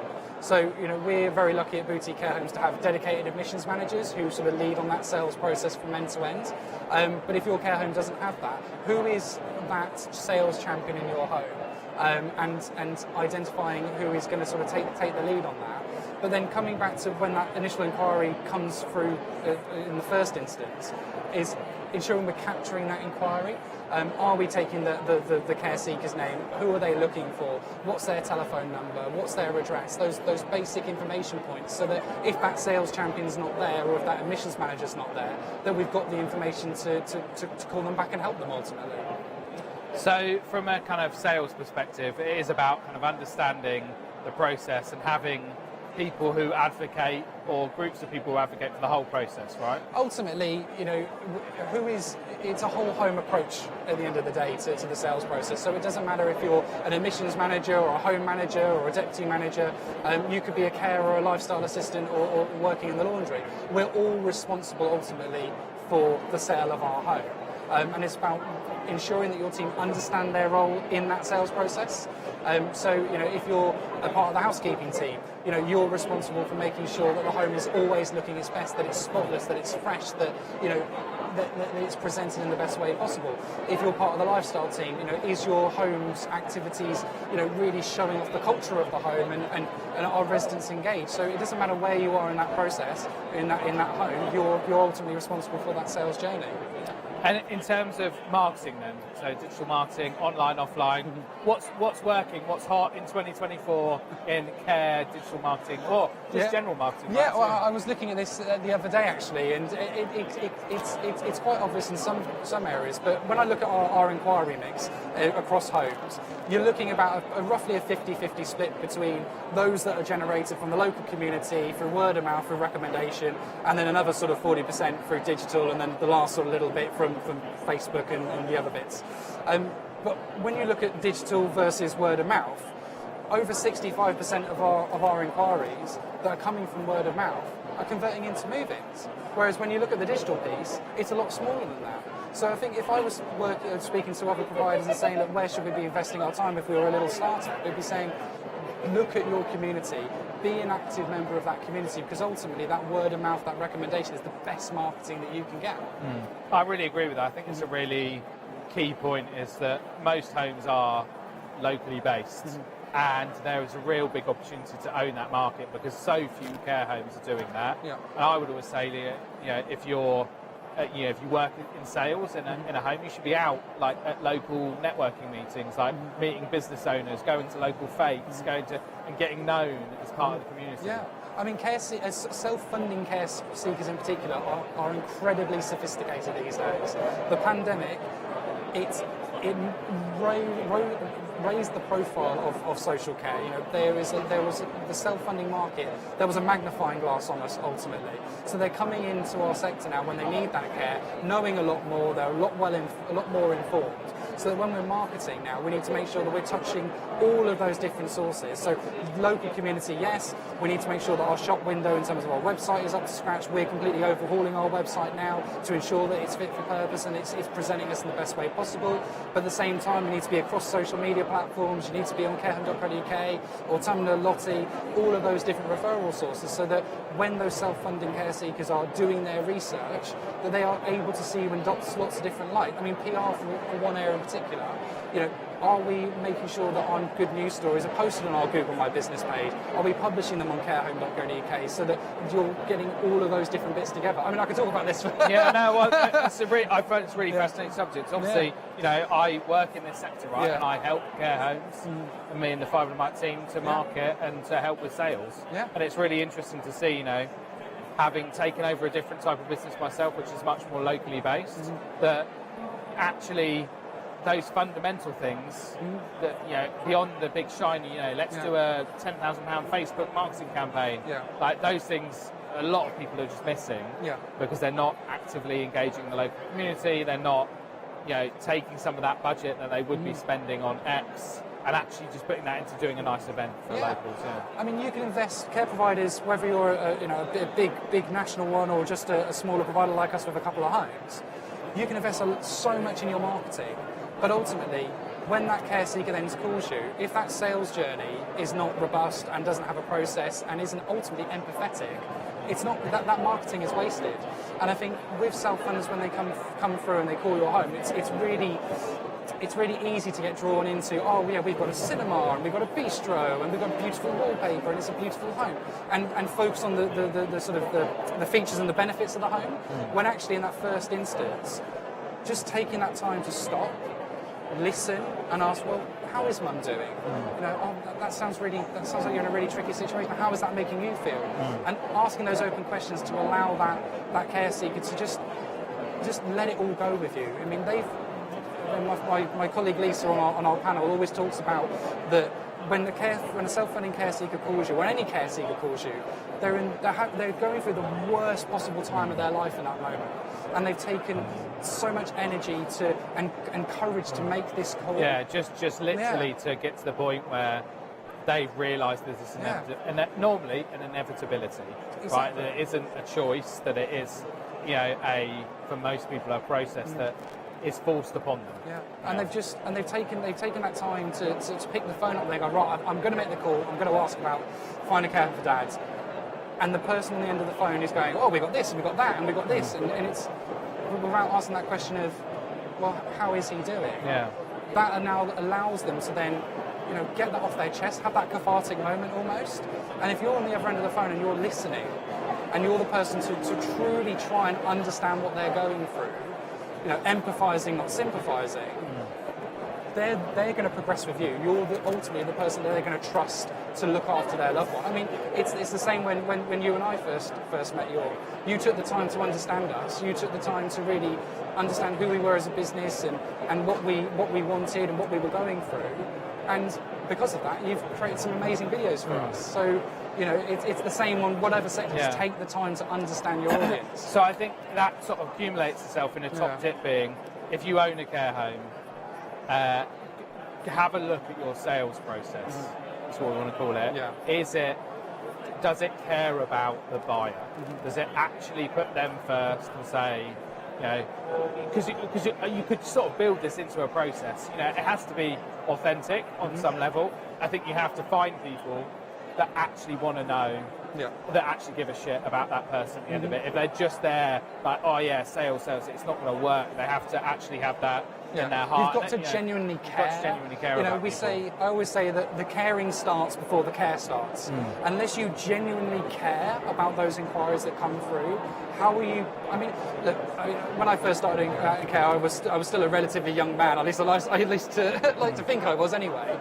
But who am I to tell or try and understand what the daughter, you know, a 70-year-old daughter of a 93-year-old lady is going through? Who am I to say to even try and understand what they're going through?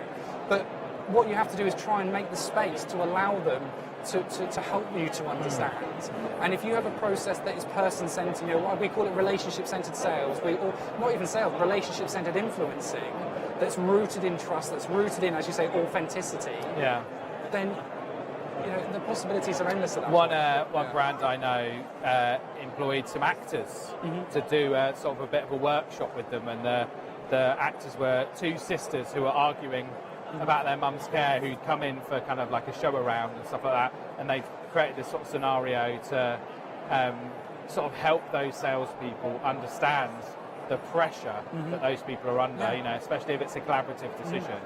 So maybe something like that could be quite an interesting way to approach it. Absolutely, and if you're as a care operator, you've seen you've potentially seen hundreds and hundreds of families come through your care home. You've spoken to almost 1,000 different inquiries over a short space of time.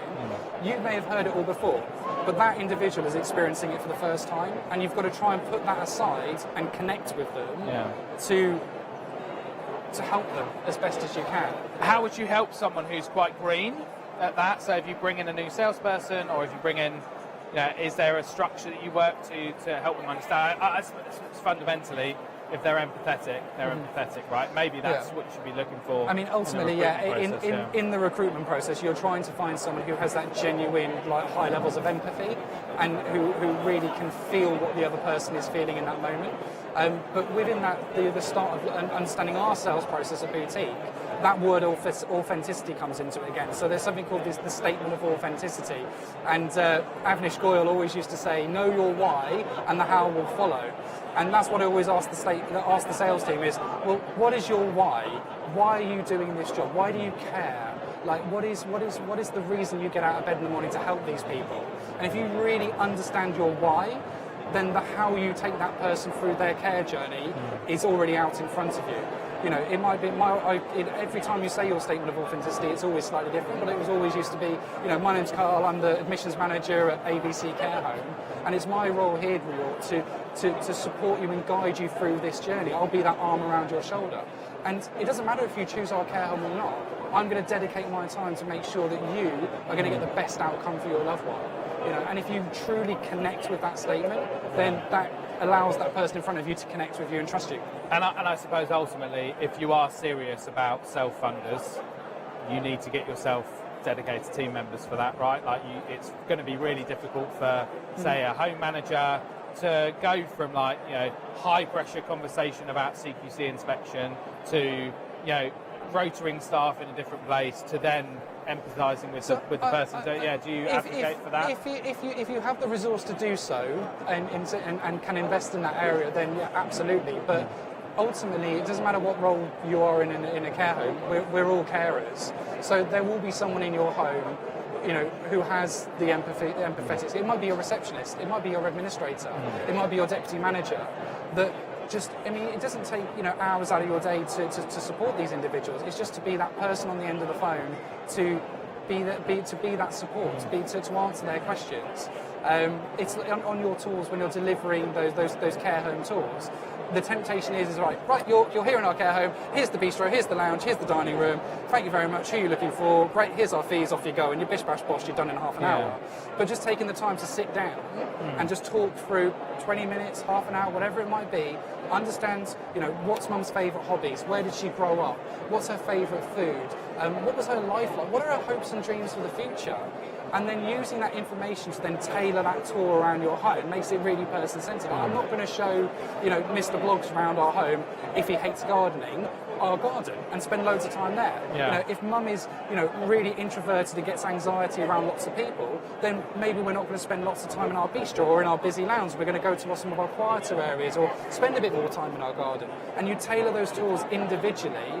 But ultimately, the only way you can do that is by spending that time listening, understanding what they need and who they are as a person. Yeah. So I guess it's about identifying that there's a process that needs to happen, but there's time and space is needed for it. Yeah. So whether that is from a dedicated person or, like you said, you identify a couple of people internally that can do that, but then allow them the space to do that. Give them the time to do it. So look, if you're going to book in a visit, it's got to be an hour and a half. Book yourself an hour to an hour and a half out of the diary. But it's that process and people bit. Have that robust sales process in place, which can be as simple as who's answering your phone, Have we got an inquiry form to capture that details? Who's then responsible for following up on those inquiries? Always get a tour. Every inquiry that comes through, offer them a tour of your home, then whatever it might be thereafter, assessment, admission, whatever it is. But at the same time, once you have that robust process, have those individuals, those key individuals in your home that have those empathetic skills and give them the time to support them on that journey. Nice. I have one final, very important question for you. Okay, here we go. What is your favourite alternative milk? My favourite alternative milk. Okay, so my son is lactose intolerant. Okay.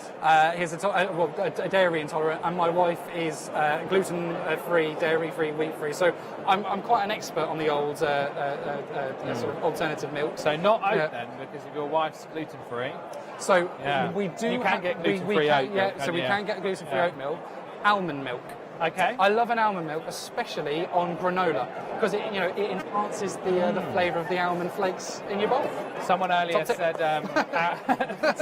almond milk in porridge is very nice. Yeah, because you've got that nutty flavour that sort of brings everything out and that. But soy, no. But almond milk in tea, no. But almond milk in coffee. You get yourself a bit of a fancy brew there. Fancy brew, yeah. But we used to think soy milk had the market.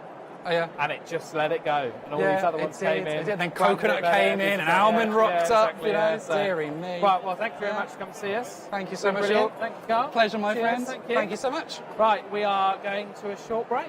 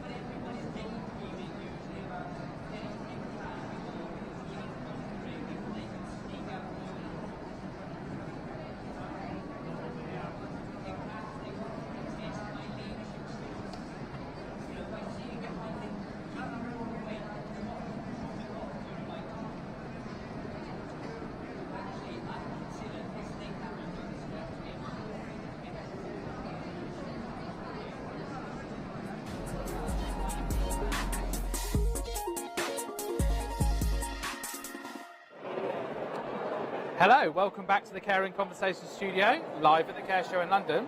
We have a new guest in the studio. Would you like to tell us who you are and what you do?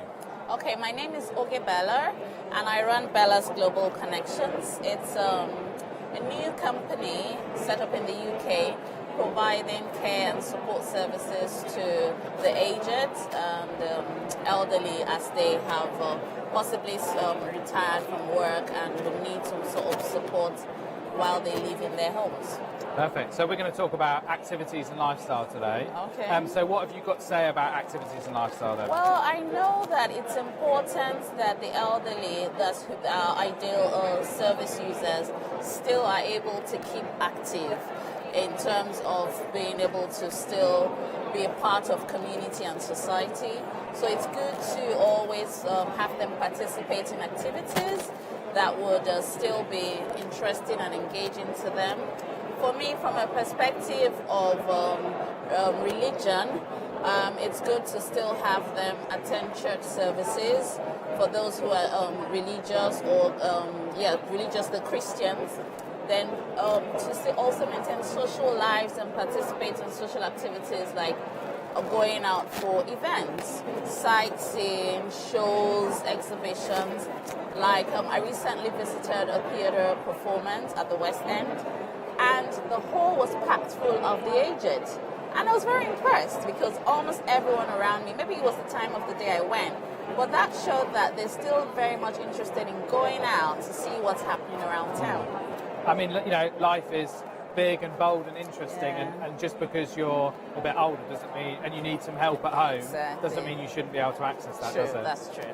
So I think it's really important. Do you have any sort of top tips for people? Is there a favourite activity that you would do with, say, your grandma? Or, yeah, so for instance, when I went to the theatres, I was like, oh, my mom doesn't really go to the theatre, so I need to get her more engaged in this.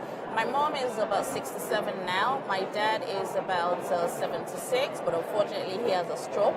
So he's not really as active as he used to be. But it's good now to have them more engaged in attending events. Concerts are also good ones.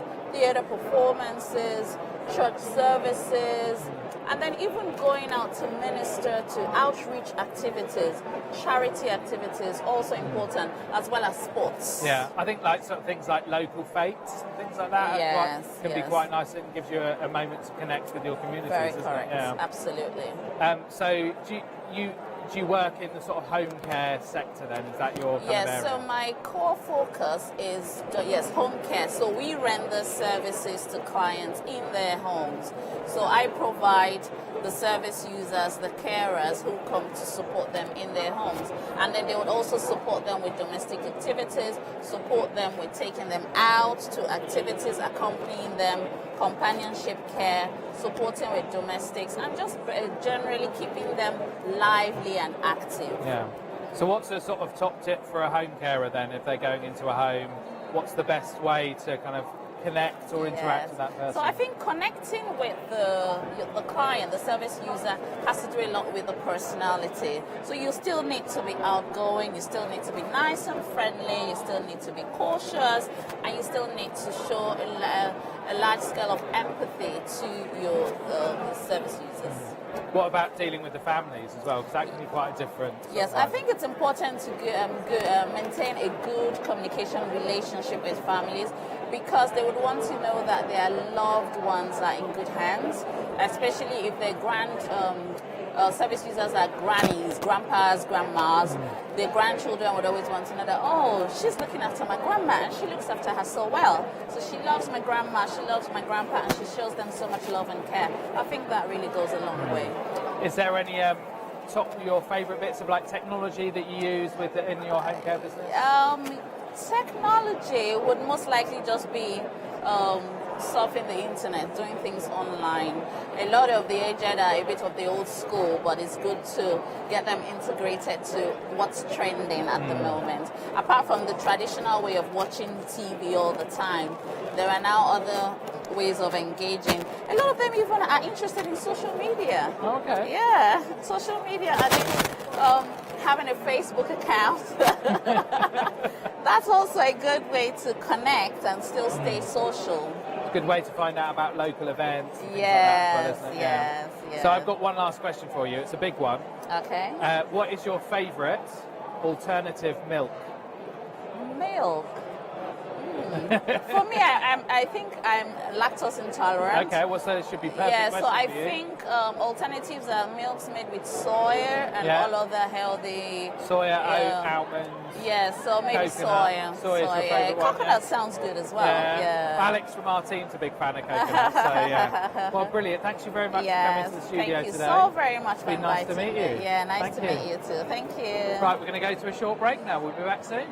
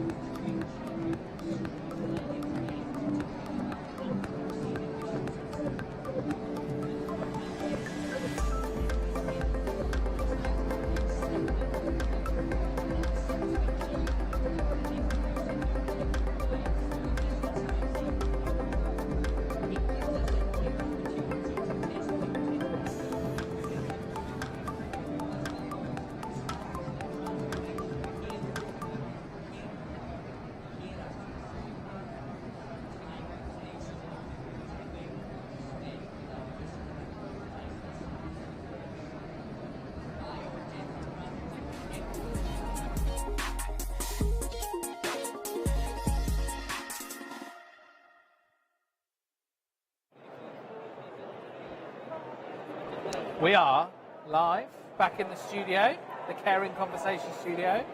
Hi, Alex. Hello, how are you? I'm okay, thanks. Good. Have you had a good day?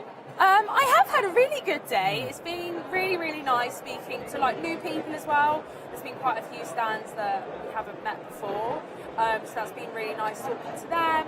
And yeah, just going around and like seeing who's here, which is always good, I think, with these events, like networking and just getting to know people. What about you? It's been quite busy, hasn't it? I think it's been really busy, like to the point, like even in some of the aisle bits, it was like hard to get through. Like I was having to weave because there were so many people. It's been so busy.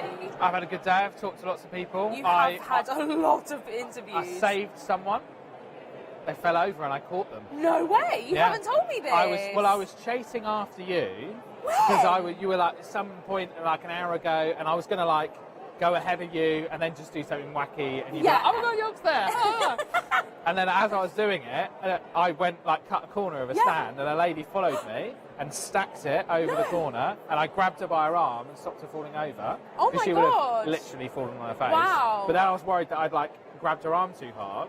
Oh gosh. Yeah, I mean, what's that? Grab her arm too hard and she cracks her head open. Yeah, exactly. Yeah, so Wow, it was very dramatic. Wow, and then I was like, where are they gone? And then I ran off again. That's your good deed of the day. It was indeed. That was very, very good. Wow. Lots of interesting conversations with different people. What was like the most interesting topic you found that people really wanted to talk about? We really talked a lot about sales and marketing. Oh, really? Which I thought maybe would be not the most popular of the subjects, but really people wanted to talk about that and talk about kind of how you get self-funders to join your home. You know, what techniques you can use to kind of do that, like how you make your sales process really good. All of that type of stuff. So it's quite, lots of quite interesting stuff around that. Nice, that's really good actually. I love that. Well, I think because it's nearly the end of the day, I can't believe how quick it's gone. It's already 4:45. I know. I think we're going to have a little bit of a wander and go and take a selfie basically. So if we leave the studio. It is a nice studio, isn't it? It's a real good setup, really, isn't it? And this is the selfie bit. Yeah, you go in. So we're going to go inside. What? Why is there a booth? So we'll say bye. Why is there a booth? I don't know. I don't understand the concept of the booth.